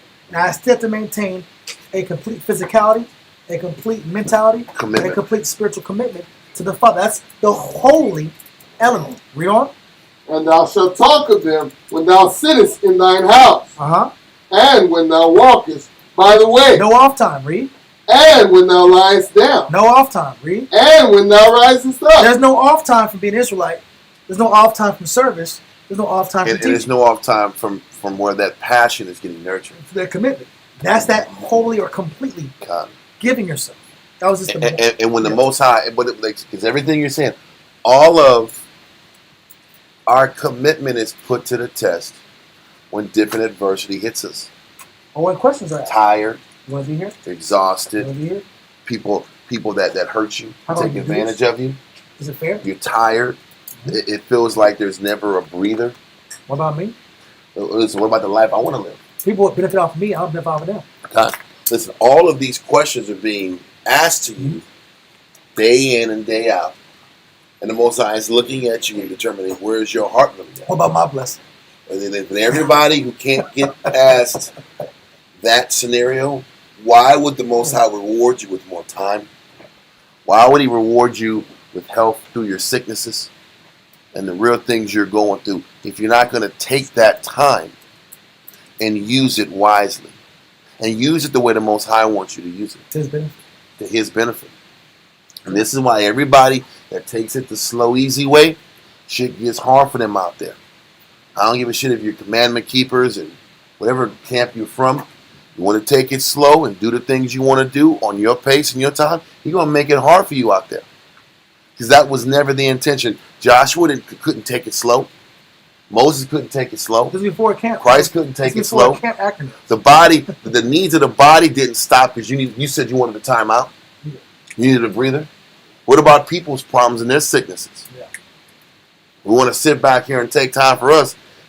The example that men need doesn't stop. So why should we stop? So if the Most High got us operating at a breakneck pace, He's going to supply us with the energy and the vitality to keep up with the breakneck pace. Don't you think that's the case? The Most High will be unfair if He has a demand and a need as high as it is and wouldn't equip us with the vigor and vitality to keep up with the need. Does that make sense? Yeah. And if you need more time to operate at a certain level, He will give it to you. If you believe and if you really want to do this. But a lot of times people tell themselves they can't do it because they don't want to do it. People tell themselves that it's time for me to step back and take my time because you don't want to do this anymore. My ankle's broken. Just say that. Just say I don't want to put the work in. I don't feel like it anymore. I don't got the passion to do it anymore. It's a hard conversation to have. That's a really hard conversation to talk about. I don't love God enough. I really don't love the Most High enough, and I really don't think I got to do this as much as I think I need to but I do. really don't. That doesn't feel good. I'd rather sit back and use the explanation about wisdom, and you got to think this thing. You got to sit back here and be prudent. Yeah. And you gotta sit back, and a wise man foreseeth the evil. Get out of here, bro. Did Moses say that every day when people needed him? That's Moses. No. There you go, bro. That's Aren't we supposed to Moses, sit back here and follow their Don't do that example? when Moses talk. Okay, bro. That's why we can't. Listen, you do your God thing over there, and I'll do my God thing over here. But That's why we do things the like Most that. High preserve elders all day. That's the truth. And they're in the trenches out. They don't age until they out of the trenches. That's the weird thing. Listen, when you see Kyle Cobb on Zoom, does he age anything? No. Listen, say I don't give a shit what anybody says. This guy looks like he's still 45 and still 40 when he was in San Antonio with us. I saw him at 8 when I was like maybe 19. Bro. I saw him when I was 19 one time. He looked the same. He's the same damn dude. He just gets battled with What his back. vitamins are you eating, huh? Because I eat beans and rice. So okay, bro. Ain't no beans and rice this good, huh? Nobody's Those are holy beans and rice from the mountains of the Guatemala villages. You're not gonna make it. That's some hella beans and rice from over there. What kind of beans they got? I don't believe that, bro. That's the Lord, huh? That is God. And these are the facts. But it only happens when the only place you want to be is there for your people. If your intentions ain't pure and your heart ain't pure, you ain't going to get that extension of life and vitality. So, That's fair. that's fair and it's true. Because why would I give you extended vitality to sit back and do you? Woo! You gonna run the streets more and go to the club? What's it about? I got 10 more years. What's the new club now? Let's go to the new club. Because I've outgrown the old club. There's gotta be some new spots out here now. USA, have a good time. It all makes sense. And you know what? Doing it for your kids is not enough in the Most High's eyes. It ain't enough. My children, man. He ain't gonna give it to you, but just for your children. It gotta be all the Most High, and the benefit of me making it with the Most High, you'll have time for your kids too, or you won't get it.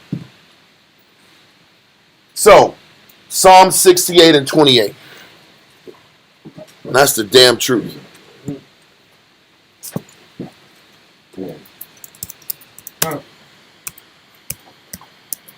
Psalms chapter 68 and verse 28. Yeah, skepticism what aged people the most. Right? What it's gonna go into that. Oh wow. That's what we're gonna. There we go. It's in the Bible. It's in the Bible. It's in the Psalm 68 and 28. It is in the Bible though. A lot of things are in the Bible. How about that? Read that. Psalm 68 and 28. Psalms chapter 68 and verse 28. Thy power hath commanded thy strength. Strengthen, O Yahweh, that which thou hast wrought for us. Listen, the Most High is going to strengthen us. Whatever was wrought for us, He's going to strengthen it for you. Right? If you make it about Him, He's in charge of the strength. He's in charge of the vigor department. He is in charge of, what was the other word that we read in Deuteronomy 34? The natural force department. I need around 15 more years of natural force. You know, maybe if we're opening up some more camps, He'll give me that. How about that? Yeah. Why give this guy a war? Once we get our school built and everything, why give this guy more time if he wants his layup? Oh, the work I did for the Most High. We got a lot done from 2018 to 2024. You're right. He ain't going to give you more unless you're willing to put more on the line for him. Why give you more time if you ain't going to give more to him? But the point is the Most High is in control of the strength, giving, in the natural vigor department. That's His department. Let that go and jump to Psalms 28 and 8. And brothers have been almost decent, right? Listen, men have left the truth, went on Sabi diets and died. That's facts. That's the truth. And they was eating chicken and beer in the camp. It was okay. And little Debbie cakes and ramen. And all of a sudden you are a Sabi god and you die quicker than normal. That is not a lie. This is experience and real talk coming. I'm not to talk down. I'm not. Listen, just like the scripture says, the things are in the foretime, written for your learning. The experiences that you see in the work, they're there for a reason. And we have to be spiritual enough and conscious enough about them to learn them for ourselves, and then be diligent enough in the scriptures to pull out the information in the scriptures to coincide with the experiences the Most High is showing us. Because it's past you. Because it's for you. It's important. It's imperative for us to show you the scriptures our experience, so you don't have to go and just throw it all the way and be a faith man without knowing it's already there. We're giving you all the answers to the test. We're giving it to you. Psalms 28 and 8. Put that in there. I think, 28 and 8. Psalms chapter 28 verse 8. The Lord is their strength, and He is the saving strength of His anointed. The Most High is the saving strength of His anointed. The ones that earn that right to be His anointed, He is their strength, and He is their saving strength. Save you out of your condition and save you with more vitality as needed. For what you need. For what you need to get His job accomplished. It's still about needs. Yeah, exactly. We forget that. Needs just money. Nope. Or your car. Needs are also your physicality. And I'm going to show you. We're going to go into this little thing we got here. Read Proverbs 3 verse 1 and 2. And then somebody else give me Psalms 119 and 71.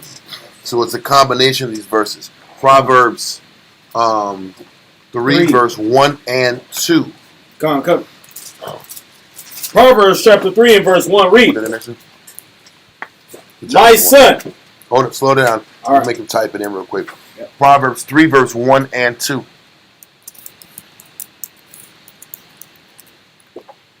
Read that. Proverbs chapter 3 and verse 1 reads, My son, forget not my law, but let thine heart keep my commandments. For length of days and long life and peace shall they add to thee. So the Most High says, based on how well you follow the law, will determine your length of days in long life and peace of your life. Right? Keep that in mind. Following the law, long life, length of days. Now we hold that. Next man, give me Psalms 119 and 71. We got to sit back and figure out, what does everything entail about when you say about following the law? Because following the law is the key to long life, right? But what does following the law, what does it mean to follow the law?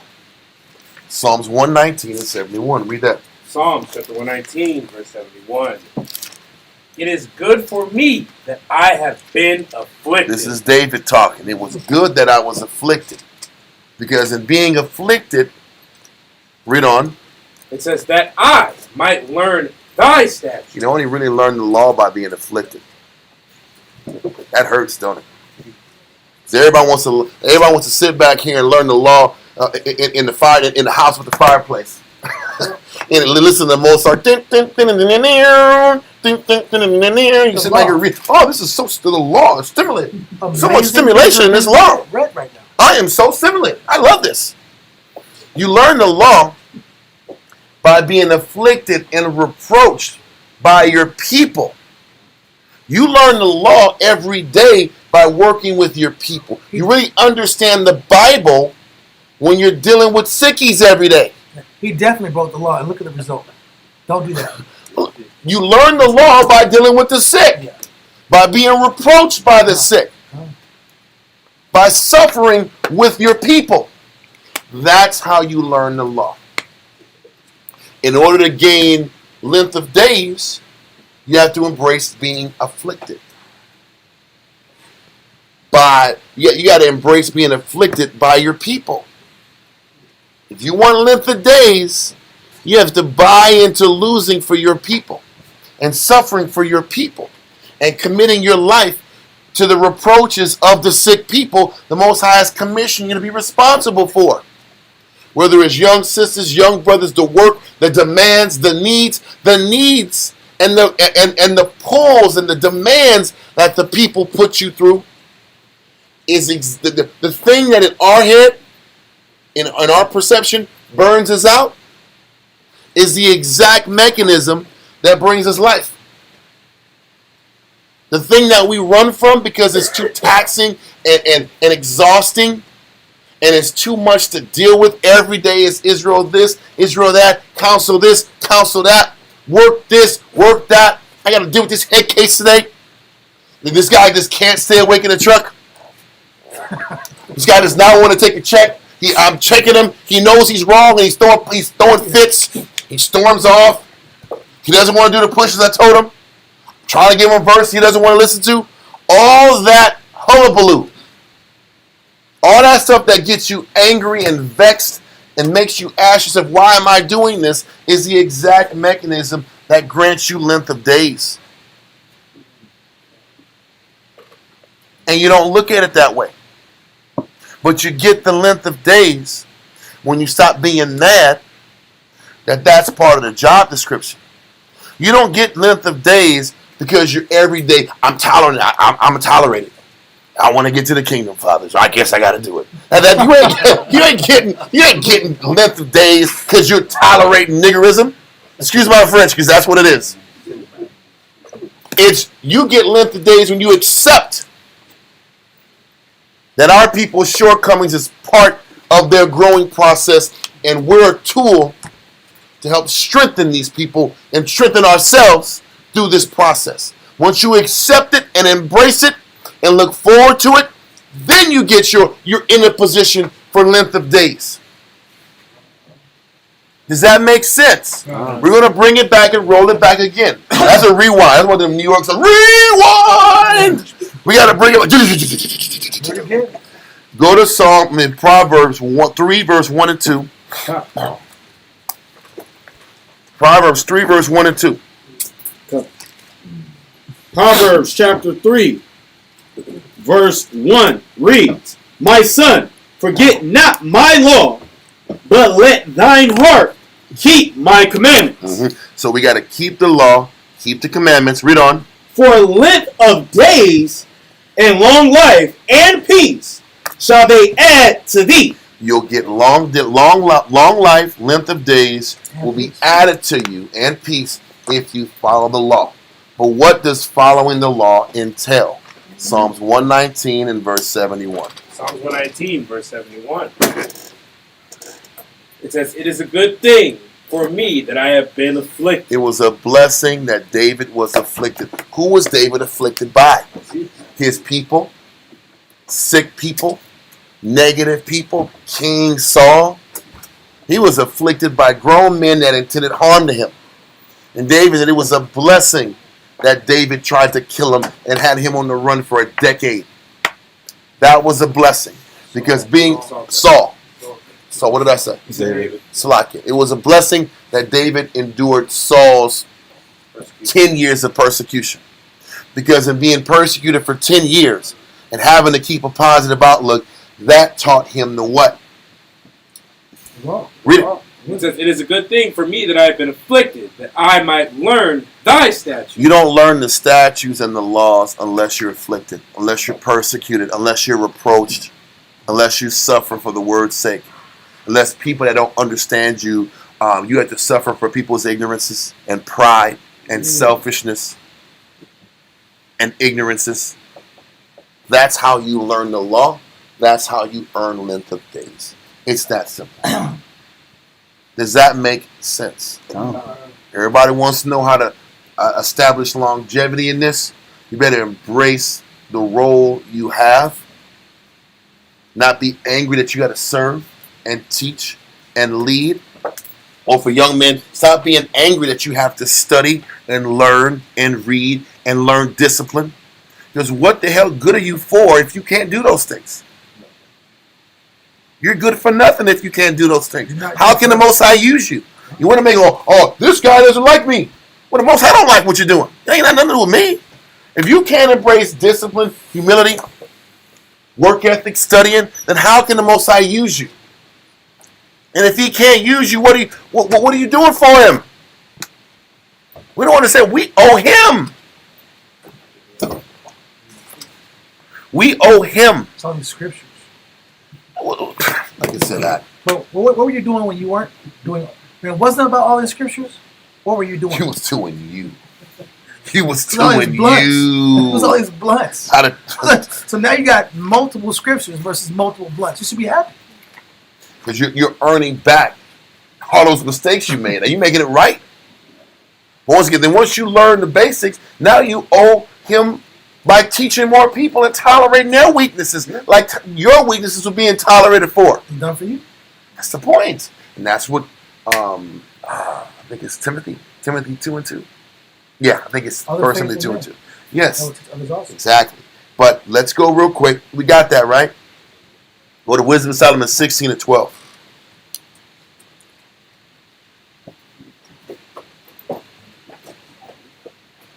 Wisdom of Solomon, chapter 16, verse 12. For it was neither earth nor mollifying flesh. There wasn't any herbs. Listen, first of all, am I against herbs? No. No. You're supposed to take herbs. You're supposed to eat right. You're not supposed to be eating chicken and beer and Whataburger every damn day long. That's not the solution. Listen, it will make your job that much harder. No QT food, QT meats and burritos and all that stuff. You will be fighting sleep demons all day I long. feel like dog is every day. I don't know why. I'm serving good. I feel like dog. Listen, I used to like that for years. I said, man, why does guy ever feel like this? Why am I feeling this bad? I feel like dog-ish, huh? Remember those conversations? Yes.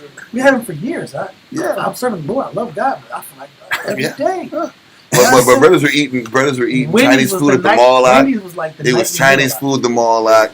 It was colored drinks every day, different colored drinks and soda pop. Yeah, it was tasty Win wide. inside. It was all type of things going on there. Actually. And then that cloud of like fleshly hells went away.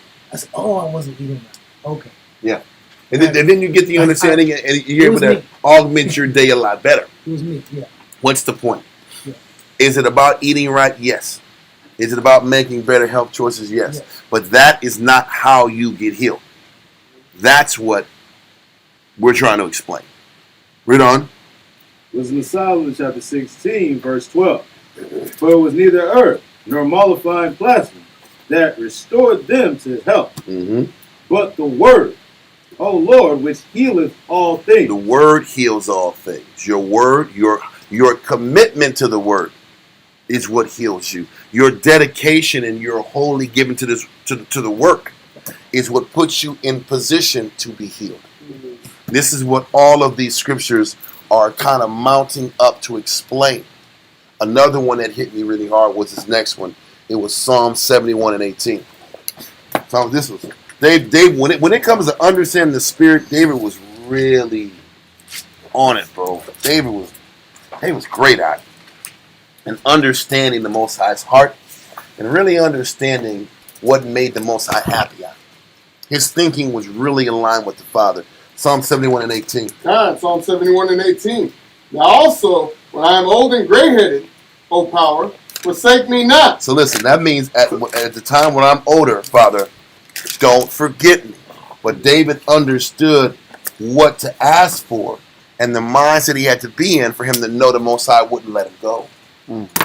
Read on. Until I have showed thy strength unto this generation. Stop. That's a monster. He said, don't forsake me until I've given this next generation everything they need in this book. You know how you keep yourself going? You better go to another goddamn city and find the next generation. You better find some generations. You better keep. Where are the new generation?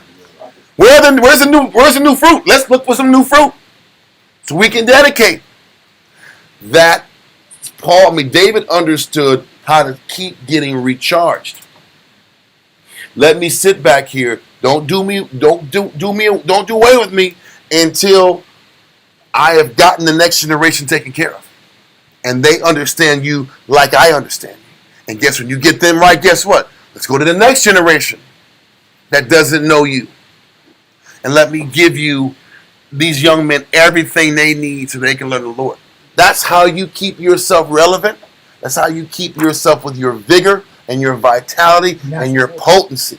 Getting in the midst of problems and fixing problems, fixing reproaches, fixing sicknesses, committing yourself to the next bunch of guys that don't know how to do any damn thing, that are mechanically not inclined, that are afraid to sail, afraid to talk, afraid to communicate, can't control their thoughts, want to quit every 5 minutes.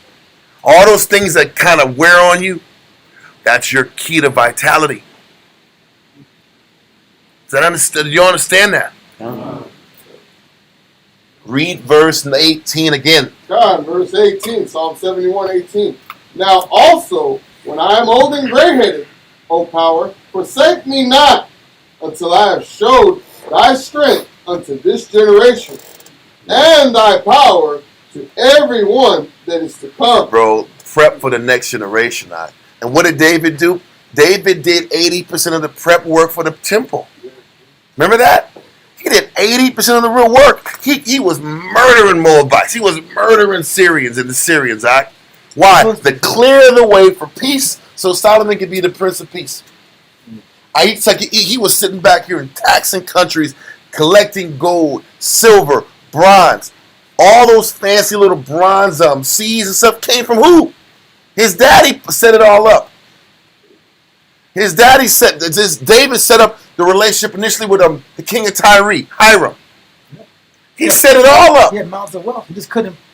He didn't have enough time. Yeah. But he did everything he could to prep and prepare the next generation to set them up. If you want more time, find joy and pleasure in the working with the next generation. For everybody that gets burnt out and you got to sit back and take care of your family, just sit your ass and do your family.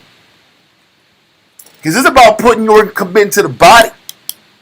And then when they're solid, go to the next group of people that need your undivided attention. And if I do that, I will have more time to enjoy my family when I get to them. That is the proper way of thinking if you want to sustain yourself for a longer stretch than what you were anticipated to last.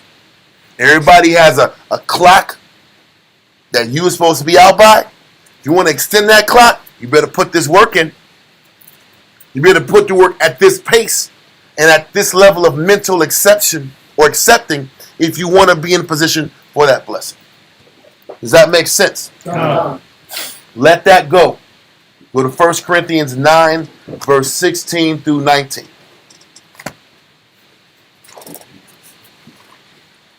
So the Most High is absolutely fair. If you want more, you got to earn more. Yeah. Your heart got to be rare. It's got to be reared and ready to give more to Him. You ain't going to be granted one more time if you're not going to use it properly. 1 Corinthians 9 and verse 16 through 19. 1 Corinthians chapter 9 and verse 16. It says, "For though I preach the gospel, I have nothing to glory of." And Paul understood it too. They're all saying the same thing. I preach the word, but it isn't about me. It isn't about my ego. It isn't about what I'm getting out the deal. A lot of brothers teach the Bible because they get something out of it. They get that acknowledgement. They get their ego stroked. A lot of men teach this book so they can be complimented. Overstood. They teach this book because they want to get respected and looked upon as a certain way. If it's really about genuinely getting the message out, you have nothing to do with it. Your ego has nothing to do with this word. How you look, how you think people look at you means nothing. The only thing that matters is the message and the effectiveness of it. Read on. So he says, even though I teach this word, I don't glory in it. As you read in other chapters, the glory is in the what? The suffering. Because the suffering gets you close to the Most High, which makes the message potent. Yep. Read on. "For necessity is laid upon me. Yea, woe is unto me if I preach not the gospel." Paul also wanted to say, I can sit back and act like I'm on some level, but I can't forget I'm nothing if I'm not teaching this book. If I'm not committing my life to my people, then I'm on the clock. Literally. Damn. If I sit back here and stop teaching, I don't want to give, I want to go vacationing. Shit, I know I'm in trouble. I know I'm in trouble. I want to start living my life and relaxing and smiling and coasting. I'm going to start deteriorating quickly. I understand my key to longevity is in my enthusiasm and my love for doing this work. And Paul understood it too. He said, woe to me if I don't preach the gospel. Destruction to me if I start taking it easy. If I start getting comfortable and pursuing my comfort. Read on. "For if I do this thing willingly, I have a reward." The reward is the kingdom, long term. And the short term reward is more time. And vitality. And vigor. And what was that word again? I said it a few times. Natural force. That's my reward if I keep pushing it the right way. Read on. "But if against my will, a dispensation of the gospel is committed unto me." If I get to a point where I'm tired of doing this and my heart is split in the work, I kind of want to do it, but I kind of want to do other things. I'm undecided. I'm on the clock, literally. And guess what else is on the clock?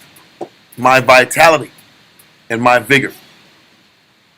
Why would the Most High keep sustaining me and uplifting me and keeping me going if I'm undecided? If I'm undecided, my time is undecided. My time is going to diminish.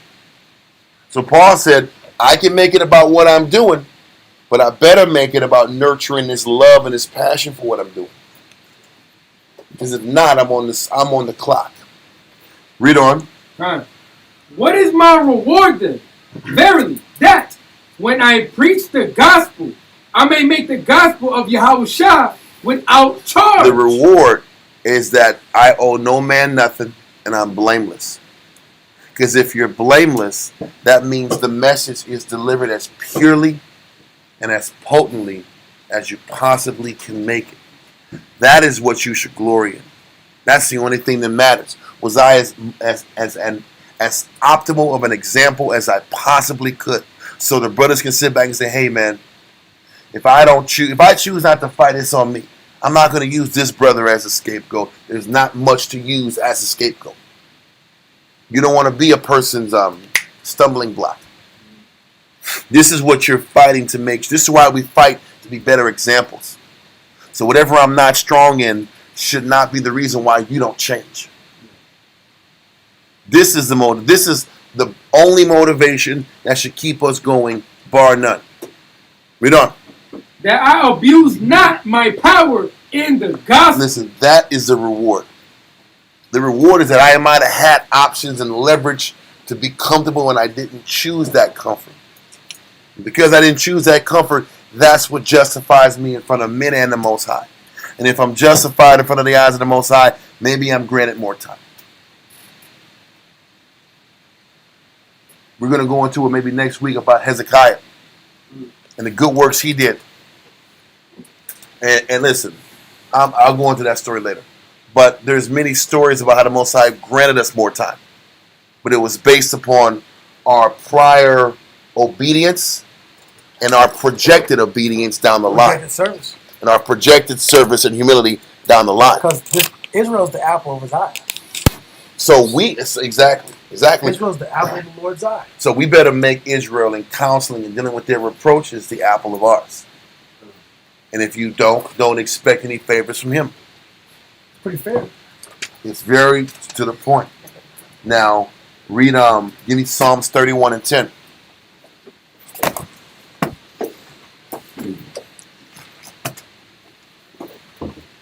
Psalms chapter 31 and verse 10. Let me get it real quick. So we read it in 1 Corinthians 9 that dispensation of the gospel comes to you when you're not sure that your heart is purely invested in his work. I'm conflicted. Right? I'm not sure what I want to do. I kind of want to be here, but I'm not sure if I want to be I here. love the Lord, but Yes. that conversation. Yep. Read on. Psalms chapter 31 and verse 10. For my life is spent with grief. Listen, that's a red flag right there. If I'm sitting back here and unhappy about my life and my condition, what I don't have, I'm frustrated about what I don't have, I'm angry about what I've lost or what I think I deserve, you're in a trick bag off rip. Read on. And my years with sighing. And my years are sighing regrets. I wish I would have had this. I wish I was a little bit taller. I wish I was a baller. That's what sighing is. I just wish things were different. I wish I looked a certain way. I wish I had this. I wish I had that. I wish things had panned out this the certain way. He says, a life spent with grief and sighing. What ends up happening next?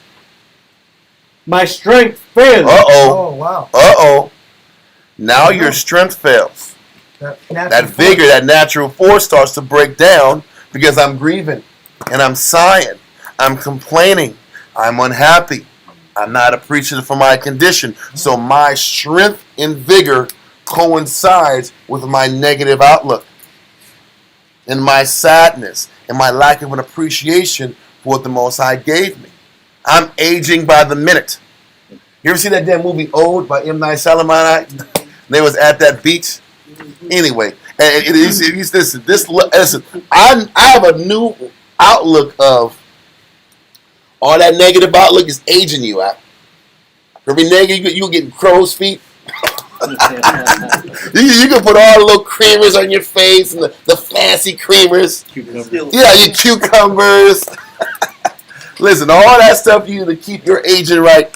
The quickest anti-aging device is to stop grieving and sighing about what you don't have. Stop complaining about your condition. Then you will start sitting back here and looking younger and having more vitality and having more strength.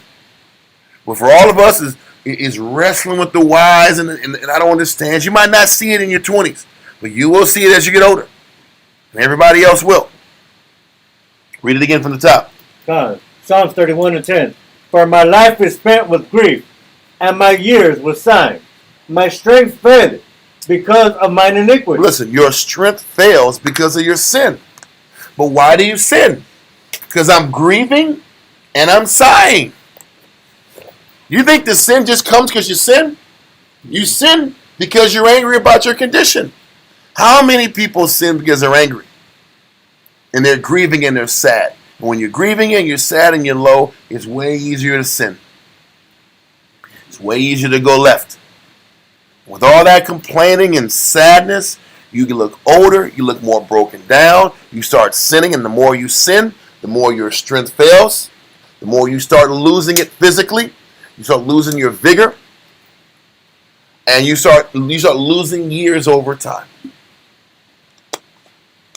Read on. And my bones are consumed. We read earlier about the bones being strengthened and fattened. The bones are fattened when you follow the law and embrace the what? The afflictions.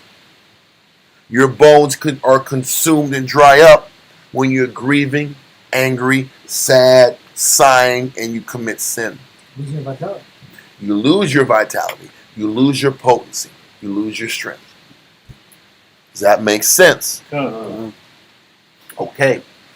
Let's go now into Ecclesiasticus 30. Now later on, maybe next week, we'll go into more of Ecclesiasticus 30, because a lot of Ecclesiasticus 30 deals with like what it takes for long life and longevity. But I want to focus on chapter 30, verse 24. 24. Come. All right. Ecclesiastes chapter 30, verse 24 reads, Envy and wrath shorten the life. Envy and wrath, on top of sighing and grieving, shortens the life, shortens your lifespan. Envy, a person that's envious of the world, envious of what other people in the world got and what you don't got. If you want to sit back here and have a first class ticket to Ageville, keep being jealous about what people in the world got, their free time, and the fun little doohickeys and knickknacks they got that you don't got. You're aging as we speak. And the most time, like, this guy's on the clock. I can't do nothing with this guy. You look at the. I can't do nothing with this woman. Yeah. She's sitting back here focused on what she don't have. You know what? She's on her way out. He's on his way out. I can't do nothing with this person. This person's fading out. They're fading out. Yes. Because that's really how it is. Or to hold grudges. Because envy is also, you hold a lot of grudges. You can't let anything go. Yep. You know, your past traumas, your past failed relationships, your old friends that you were lied to you a long time ago, you can't let them go. You know, that ages you very quickly. Live in the past, like you said. God, you live in the past and your body follows suit very fast. God, bro. So, with all that being the case, read it from the top again in verse 24. Come. Ecclesiastes chapter 30, verse 24 reads, Envy and wrath shorten the life, and carefulness bringeth age before the time. Scary thing, he says carefulness also ages you. Yeah. Carefulness reverses your vitality. That's super prudence. Are we going to go into it? Okay. Yeah. Carefulness. Definition of carefulness: guarding against evil. Overly cautious about loss and suffering.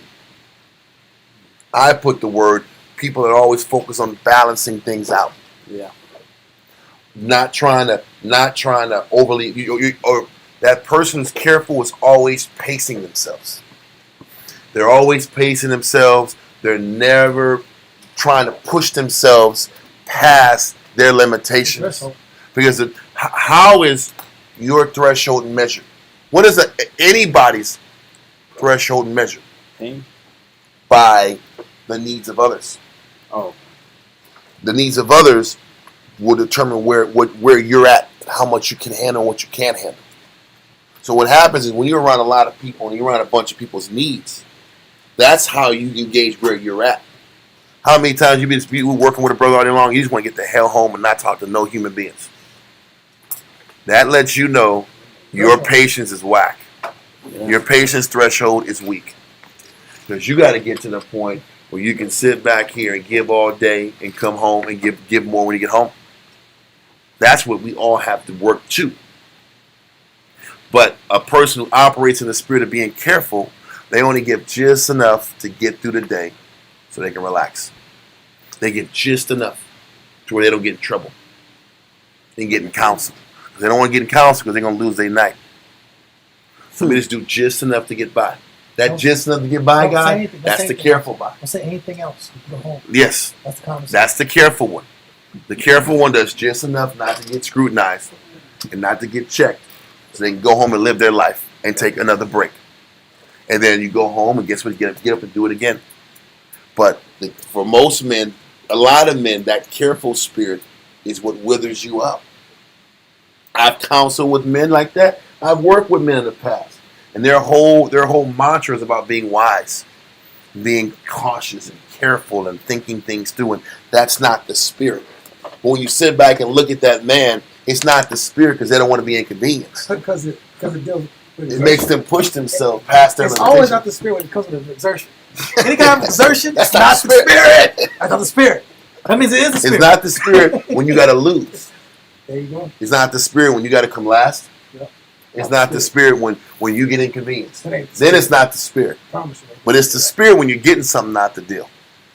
It's the spirit when you win at home. Yeah. And you're the king of your castle. But it ain't the spirit when you got to be inconvenienced and you got to counsel at night.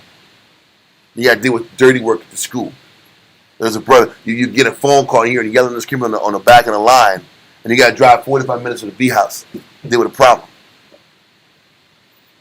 And you're like, what the hell is going That on? ain't the spirit. And you want to sit back here and say, can this monkey SHIT, can it just stop till tomorrow?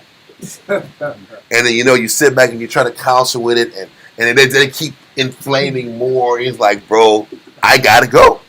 I gotta drive 45 minutes to deal with some ridiculous stuff. Let me go and do it. But a lot of the pseudo wise people will say, no, it's not the spirit. Don't do it. We'll deal with it later. Most High puts us in all these conditions, like we were put in the wilderness, to determine, are you overly careful? And if you're overly careful, and if it's about your comfort and your pace, that's how you age. That doesn't age you right. What does that mean? That means you got to lose sleep and burn out so you can get maintained. Because it's not wisdom. Because in your mind, I gotta get a good night's sleep to do this hard work tomorrow. But sometimes you got to lose sleep to gain the sleep. You got to lose sleep to gain the vitality. You got to be inconvenienced so you can be strengthened. And we don't like that ratio, that balance, not balance, that deal. Because in your head, I'm losing everywhere I go. How is this helping me? It's not. You're gonna lose. You're gonna put yourself last, and the Most High will give you what you need to get through when He gives it to you. But the game of it is, you will lose from what you care about. Yep. That's the game. Exactly. Listen, it comes to get up all night chasing that option. You will muster the energy. And when you get what you want, you'll be wired. You'll be drinking coffee, 3 hours of happy sleep. as hell. 3 hours of sleep. The spirit is with you. The spirit is with you. night. Yes. It's a great day tomorrow. Yes. All the positive conversations. Everything's positive. Brothers whistling while they work. Smiling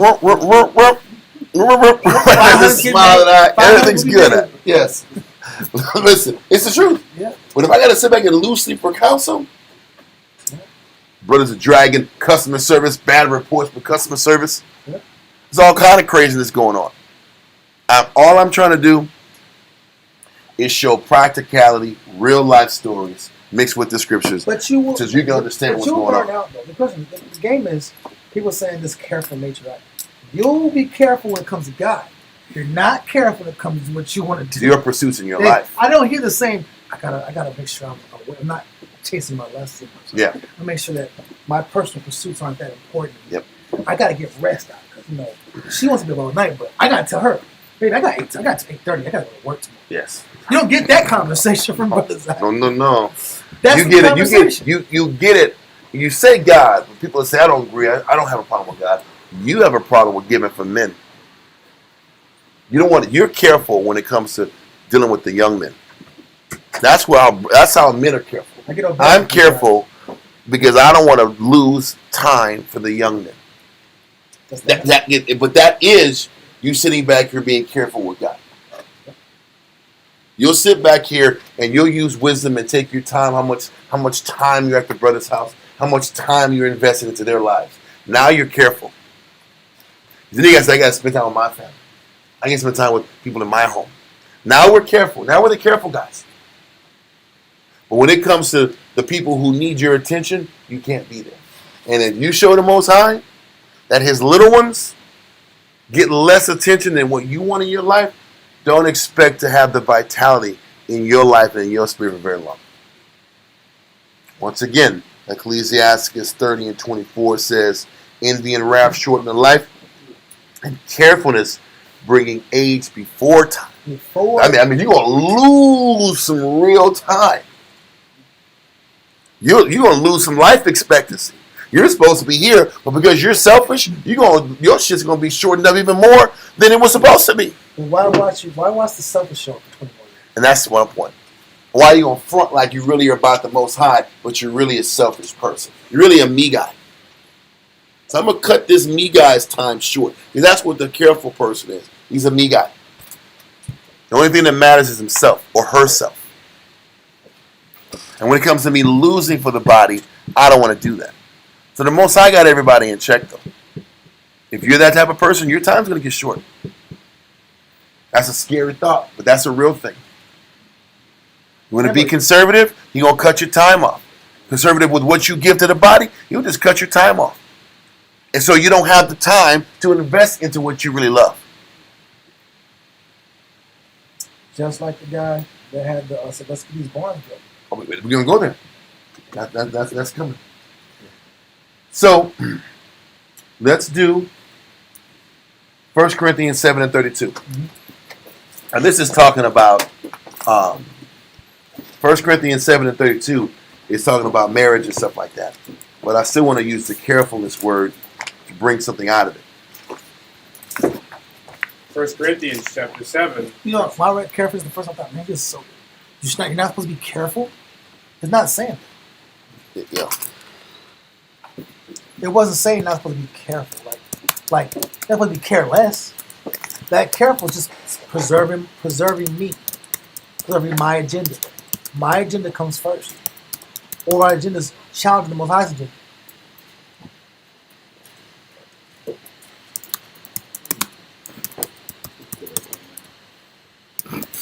It is.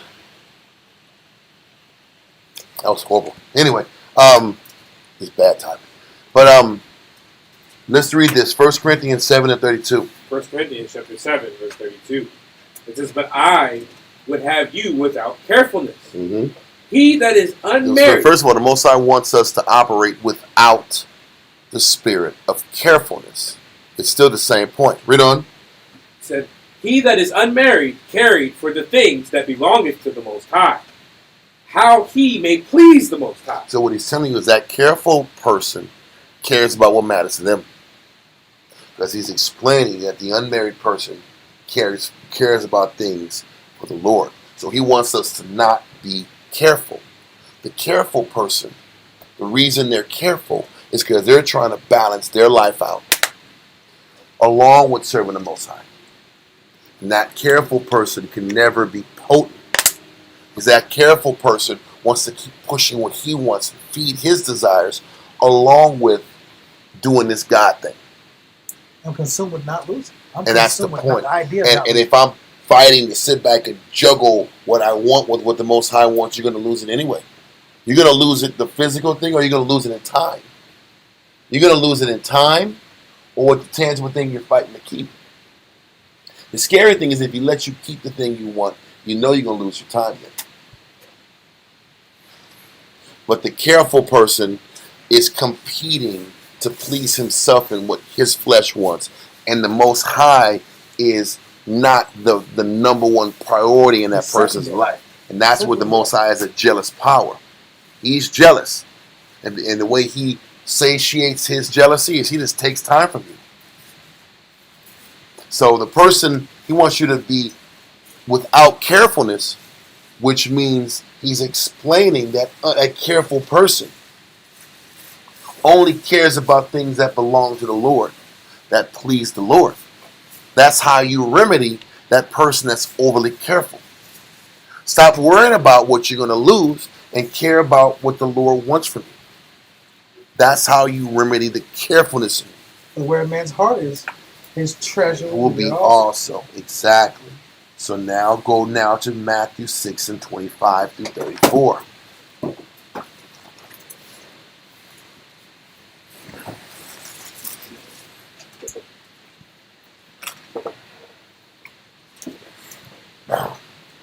Matthew chapter 6 and verse 24.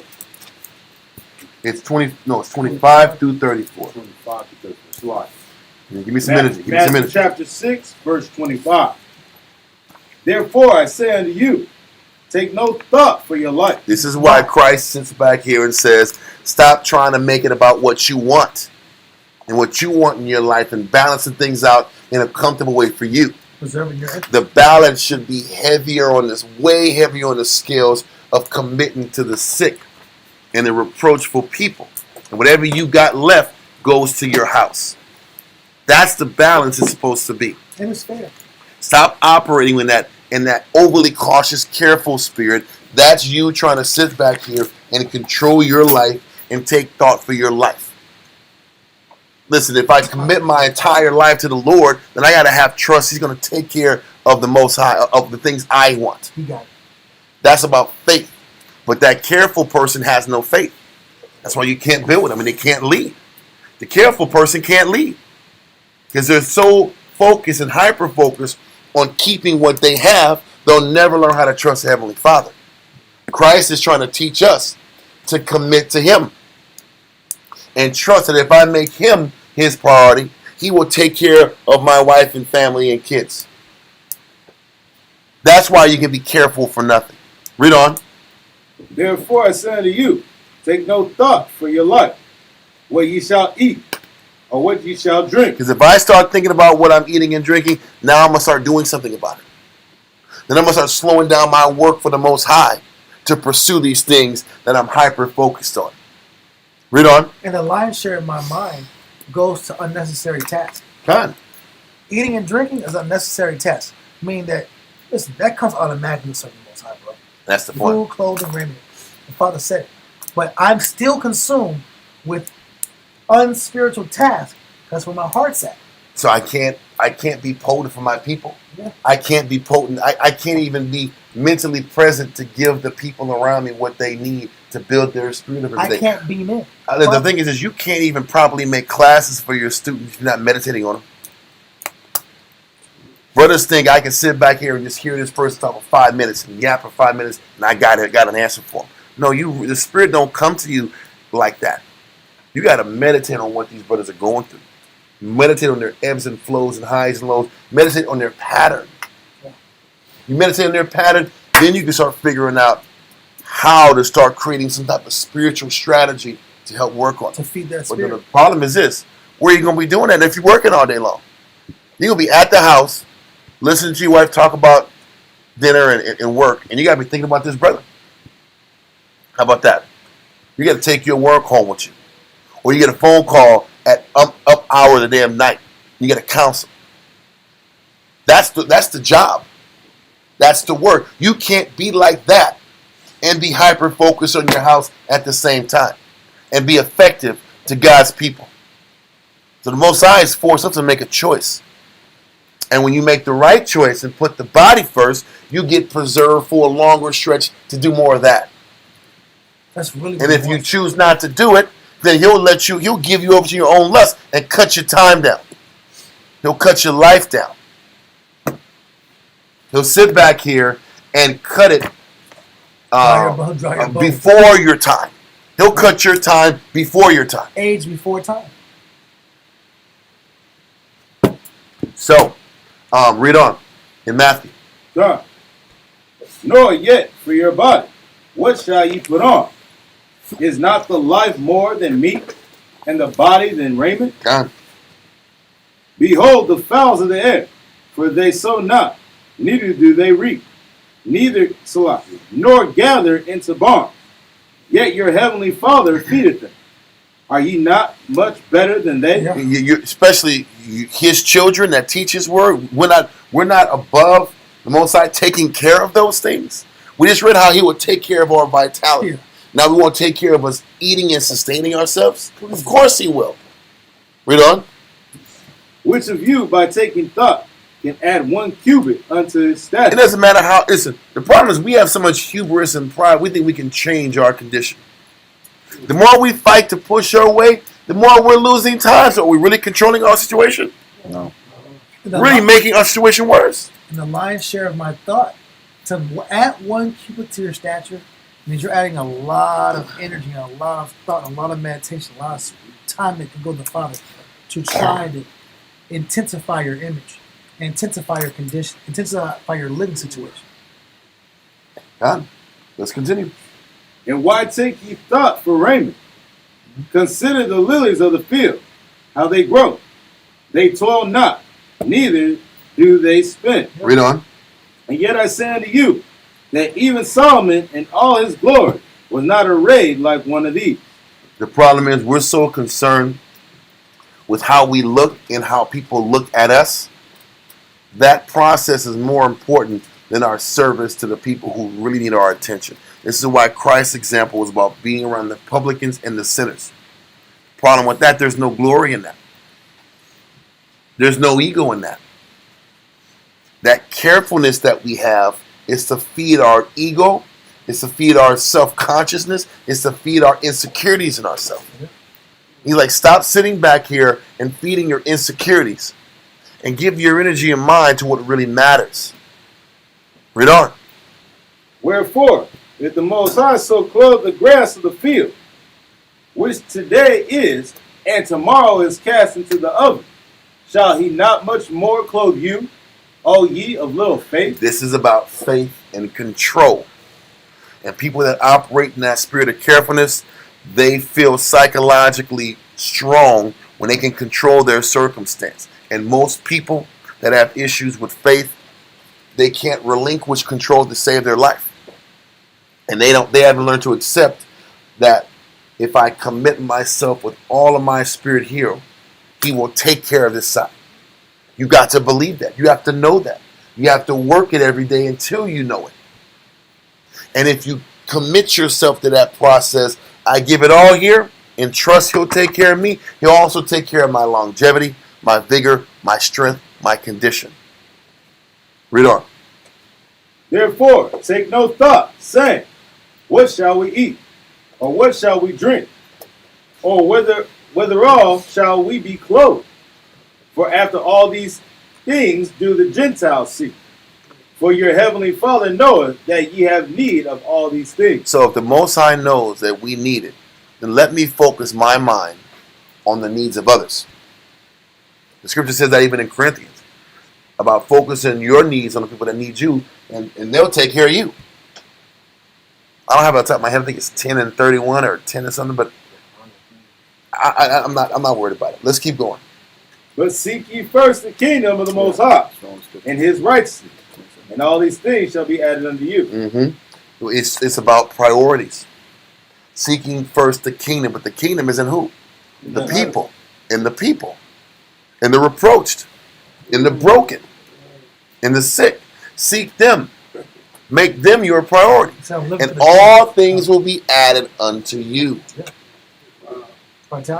Con. It's all about priorities. Read on. Take therefore no thought for the morrow. I've seen brothers sit back here and quit for insurance.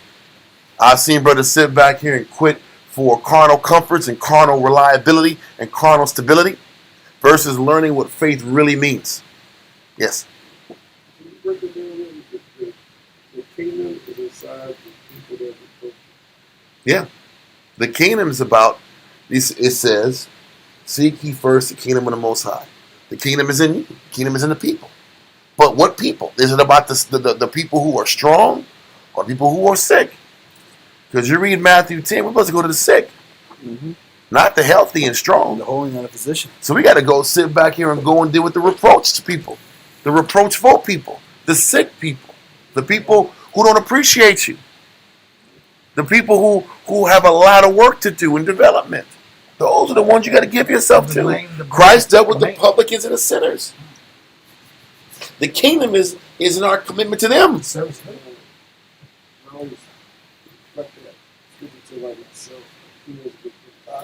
Yeah.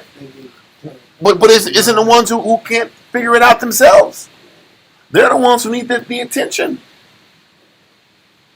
And how well we accept that deal determines how long he will sustain us in the work that we chose to do. Like I said, this is talking about This class is about how to get godly health and vigor. And we can sit back and talk about chia seeds and fruits and vegetables and juicing. That's cool. But if we want the Most High to sit back and extend our time, we got to do the same things or attempt to do the same things Moses and Christ and David did. If you want that opportunity, all we can do is try to sketch their works and hope that that was enough to gain more time. So, verse 34. Take therefore no thought for the morrow, for the morrow shall take thought for the things of itself. Don't worry about what's going to happen tomorrow. Now we have. Take no thought about what's going to happen. There's another light there. Can you cut that back on? No, I don't know if it's there. It is. Take no thought. Let's see, we're good. The issue is on this side. So take no thought about how I'm going to pay this. Take no thought about what's going to happen to me in 10 years, 15 years. You can't think like that. You can't think like that and be potent for your people every day. And every day that you put the Most High in the body first, the Most High will show you, if you're looking for it, confirmations that He's going to keep looking after you. If you're looking for it, you'll get those confirmations. But if you're not looking for it and you're sighing, crying every damn day long, and grieving, about the Most High, then you ain't going to see anything, and you're going to be aging too. This is a class I really think brothers should sit back and reread or re-listen to. There's a lot of meat, a lot of talking points here that you got to rehearse, because we're really dealing with the fears of men and the concerns of families and the concerns about what it takes to commit yourself all the way in and to see the power of the Heavenly Father. A lot of people can't commit to the work because they're so afraid of loss. They're so afraid of not having the perceived stability that will make them feel comfortable that they'll just slow down, and they're depriving themselves of so much power and growth if they just cross through that barrier and give for free and give with one-mindedness. Men will retreat from by their own strength, their own blessings. Done. So we verse 34 again. God. Matthew 6 and verse 34. Take therefore no thought for the morrow shall take thought for the things of itself. Sufficient unto the day is the evil thereof. It's about, can you sit back and stay spiritual today? And then tomorrow, can you stay spiritual tomorrow? The next day, can I stay in the moment and make it about the job and the responsibility and the people that we're responsible for? Nothing more, nothing less. That's all that matters. And we have to learn to retrain ourselves to stay in the moment, to stay in the spiritual moment, if we choose to get blessed. So, let that go. Now go to Luke chapter 12, verse 16 through 21. Luke chapter 12, verse 16.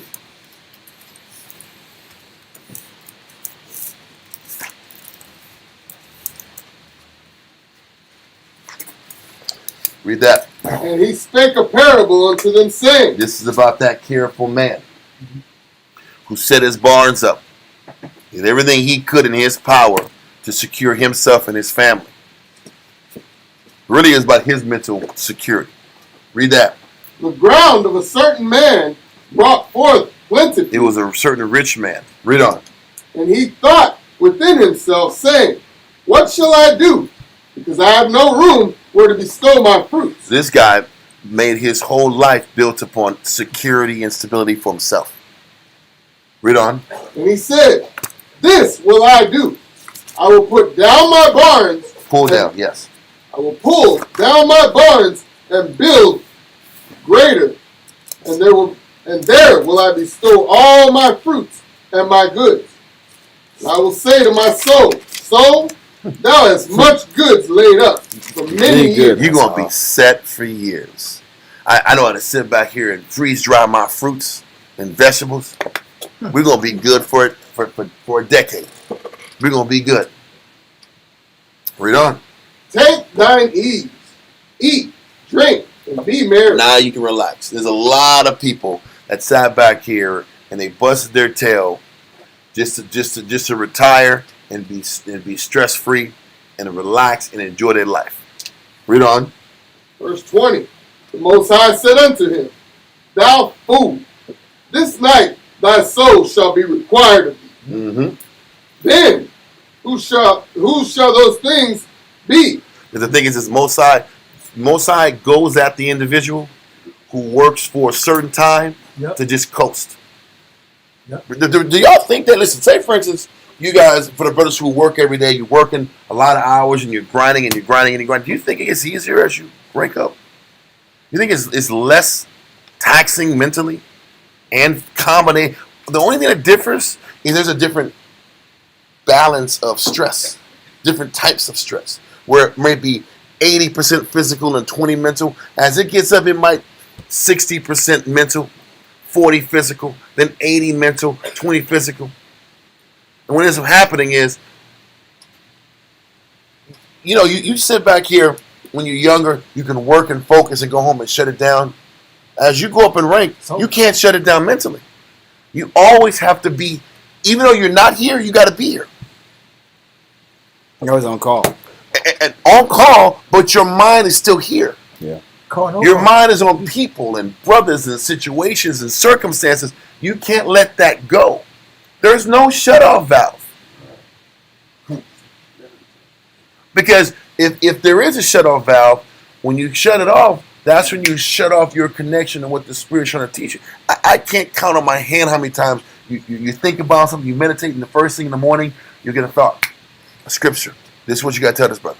This is what you got to say to this brother. Or you're it's 11, 12 o'clock at night, you're thinking about a situation, a brother, or circumstance. Spirit gives you an angle. The Spirit hits you because you're thinking about it at times when you normally don't supposed to think about it. How serious do you take this work? How serious do you take your calling and your responsibility? This is what this is about. And the Most High is like, this guy gave that spirit and all his ability and his talent. He was rich for a reason. He was rich because he was intelligent, he planned, he was thoughtful, he was hardworking. The Most High is like, how come you didn't give it to me? How come you didn't use those talents and abilities for my people? Why were you so selfish that you only made it about you and you used all of your talent and skill to boost you up so you can live comfortable for 10, 15 more years? And because that was your intention, and you didn't give a shit about the people who suffer every day, I'm going to take those 10, 15 years away from you. Because you should have used your talent for me. You should have used your ability for me. This is how the Most High thinks. Do you understand? When you get this knowledge, you're initiated out.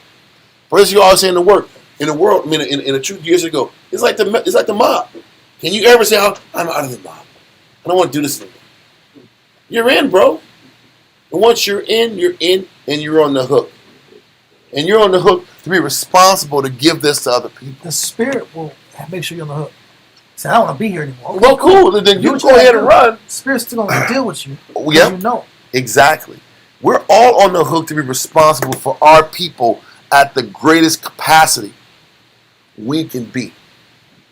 And when we sit back here and run from that responsibility, then we're putting ourselves in a position to shorten our time. This guy did everything he could to set himself comfortably, and he didn't get a chance to live and enjoy the fruits of his labors. That's a person that was overly careful, like we read in Ecclesiastes chapter 30 and 24. An overly careful person gets his life shortened. We're teaching these concepts so we can understand how to please the Heavenly Father. So we can stay in His, not just stay in His good graces, but be able to thrive for Him. That's why we go through this. It's tedious but necessary. I want to go from, did we finish with that? Keep going. Verse 20, but the Most High said unto him, Thou fool, this night thy soul shall be required of thee.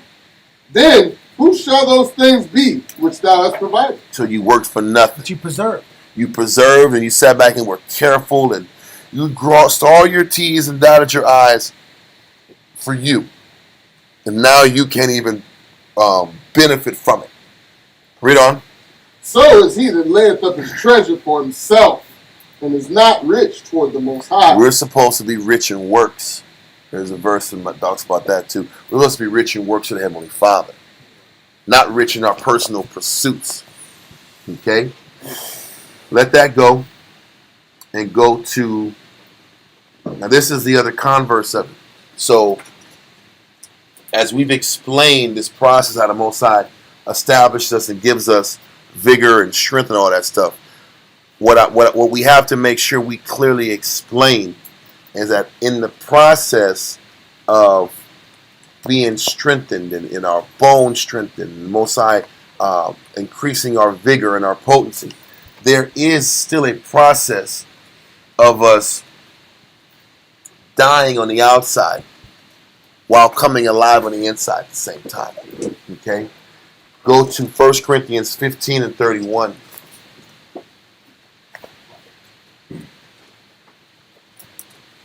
God. 1 Corinthians chapter 15 and verse 31. Read that. God. It says, I protest by your rejoicing, which I have in Yahweh Shai our Lord. I die daily. Listen, you die daily by choosing to put yourself last. And because you choose to put your life last, you die daily, but you're also coming to life even more for all the things you kill in your flesh. When we read earlier, Elisha put it in Isaiah about what the fast was. In the process of eliminating that negative inside of you, the light shines. And as the light shines and manifests itself, your health also increases and your marrow rises. But what's happening is life is coming out. You're growing spiritually, but you're dying at the same time. That old man is dying. That will to pursue your way dies. The carnal passions. Your carnal passions has to die for you to live, for you to receive that strength and vigor. And there has to be an acceptance of that exchange. In order for me to get that strength, there's a lot of elements of me that have to die. The carnal man has to die. My will has to die, and I have to rejoice in my will dying. If I rejoice in my will dying, I will come to life, and I will receive the blessing of that life and that light in me. You'll be sustained on a physical level, and on your and the people that are connected to you, they'll be sustained with you. God. Because they get the curses behind your bad actions, and they get the residual negative off of from your mistakes. Your people also get the residual positive off your good decisions in Christ. God. It works both ways. It really does. We got a couple verses longer. We like 2 more verses. Let's get 2 Corinthians 12. Huh? Time for it. Verse 5 through 10. 2 Corinthians 12, verse 5 through 10.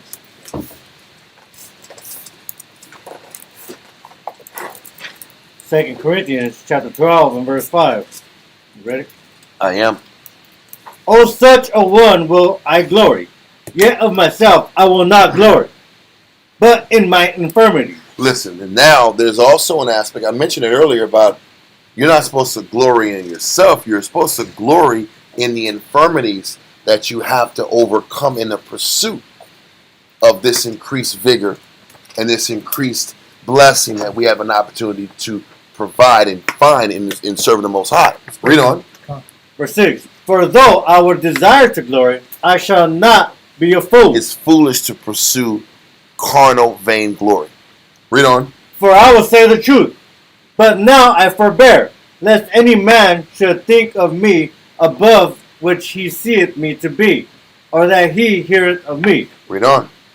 And lest I should be exalted above measure through the abundance of the revelation. So what Paul is saying is, because he has gotten to the point where the pulls don't pull anymore, the carnal really ain't riding him like it might ride other people. And because of that, he's been rewarded with revelations, understanding, scriptures, a greater heightened understanding of the book. The only way to keep him humble and to keep him grounded is what? Read on. There was given to me a thorn in the flesh, the messenger of Satan to buffet me, lest I should be exalted above measure. So it's rumored that Paul had real issues with his eyesight. And that was how he was buffeted, to keep him humble. For his ability to have vision and see the scriptures in the word, Mosai or Satan stung him and took his eyes, or dimmed his eyes. So as much as the Most High gives us vigor to sustain the work, he also gives us a thorn in the flesh to keep us humble. I mentioned that earlier in class. You're not going to walk around here like Superman. You're going to get hit with thorns in the flesh to keep you humble, to keep you down, but while at the same time giving you the strength and the spirit and the vigor to still do your work for the Lord, and the extra additional time you need to do your work for the Lord. Read on. Verse 8. For this thing I besought the Lord thrice, that it might depart from me. And with all the battle he was going through, Paul asked if this issue with this sight can be remedied. The Most High can take it away. Read on. And he said unto me, my grace is sufficient for thee. And the Most High, the answer he got is that, you know what, I'm not taking away this shit. This is something that you got to deal with. This is going to keep you humble, and you're going to be uncomfortable enough to keep putting me first. The Most High knows just what we need to keep us humble and conscious of him.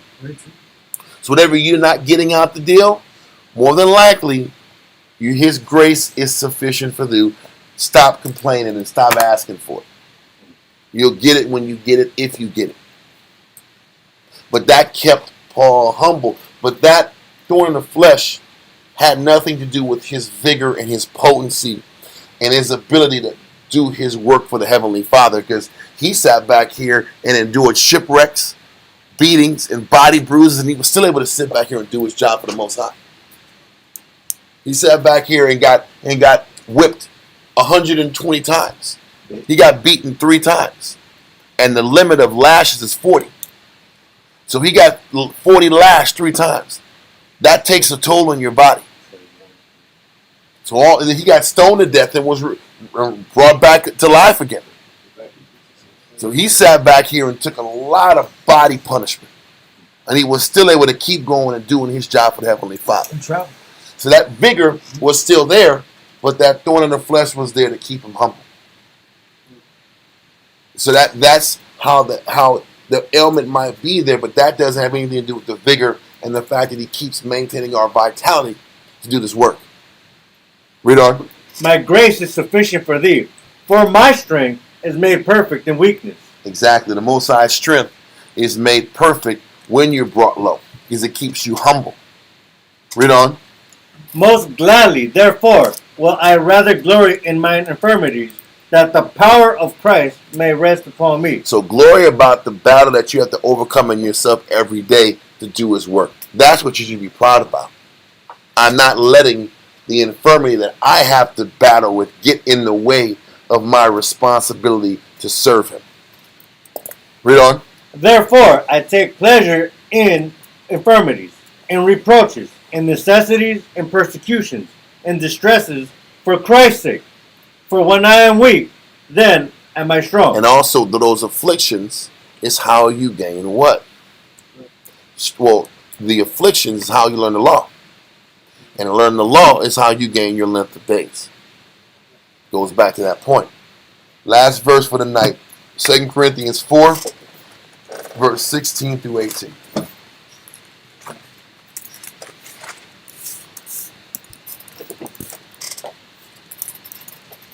Come. 2 Corinthians chapter 4 and verse 16. For which cause we faint not, but though our outward man perish. The outward flesh might be getting older in age. Read on. Yet the inward man is renewed day by day. And this is why you people still say, man, you look young. You look strong. You're not getting older, but you still are carrying yourself well. That light is still on you. So even though we're aging on the outside, because we're fighting our battle spiritually, we keep being renewed More youth. inwardly. So there still is youth there. That's how we're able to get older and still have that light shining on us, as if we really haven't been aging as bad as we really have. I heard multiple times. Like, we couldn't explain the Bible before. We're like, well, what some people say? Yeah, you're right. Say, I don't know that. They keep saying, I've heard old ladies who seen said it. People I knew, Jake, people else said, Yeah. like, why are they saying this? But you see, you can't see it for yourself. But when you see people you work beside, and they're getting those same, and you're seeing it yourself too. It's almost unbelievable. Yeah. Most High is keeping us renewed because of our spiritual fight. Only because you're willing to do it. That's the point. You're renewed inwardly, God. and it can be seen out. So even though we all are degenerating, Yeah. we're dying every day physically, the more you commit yourself to this work, you are getting renewed to sustain and do this work for longer stretches of time. The key to longevity is your commitment to this work and your embracing of this lifestyle.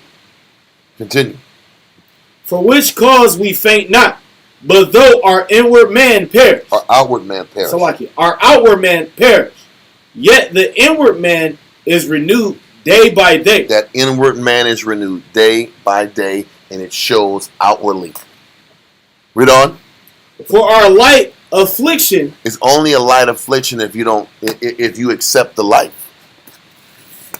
You can tap into this inward renewal of your spirit if you accept the life.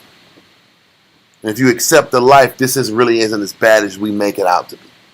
It's not as hard as we make it out to be. We make it hard because we don't want to do it. But it's light if we accept it. And if we accept it, we can enjoy at least a portion of that vigor that Moses got. Read on. which is but for a moment, worketh for us a far more exceeding and eternal weight of glory. Read on. While we look not at the things which are seen, but at the things which are not seen. We're focusing on spiritual battles. We're not sitting here focusing on the carnal. We're focusing on working on what's inside of us. And the better we get at working on what's inside of us, that's when that renewal grows even further. And we attain even greater lengths of growth. Read on.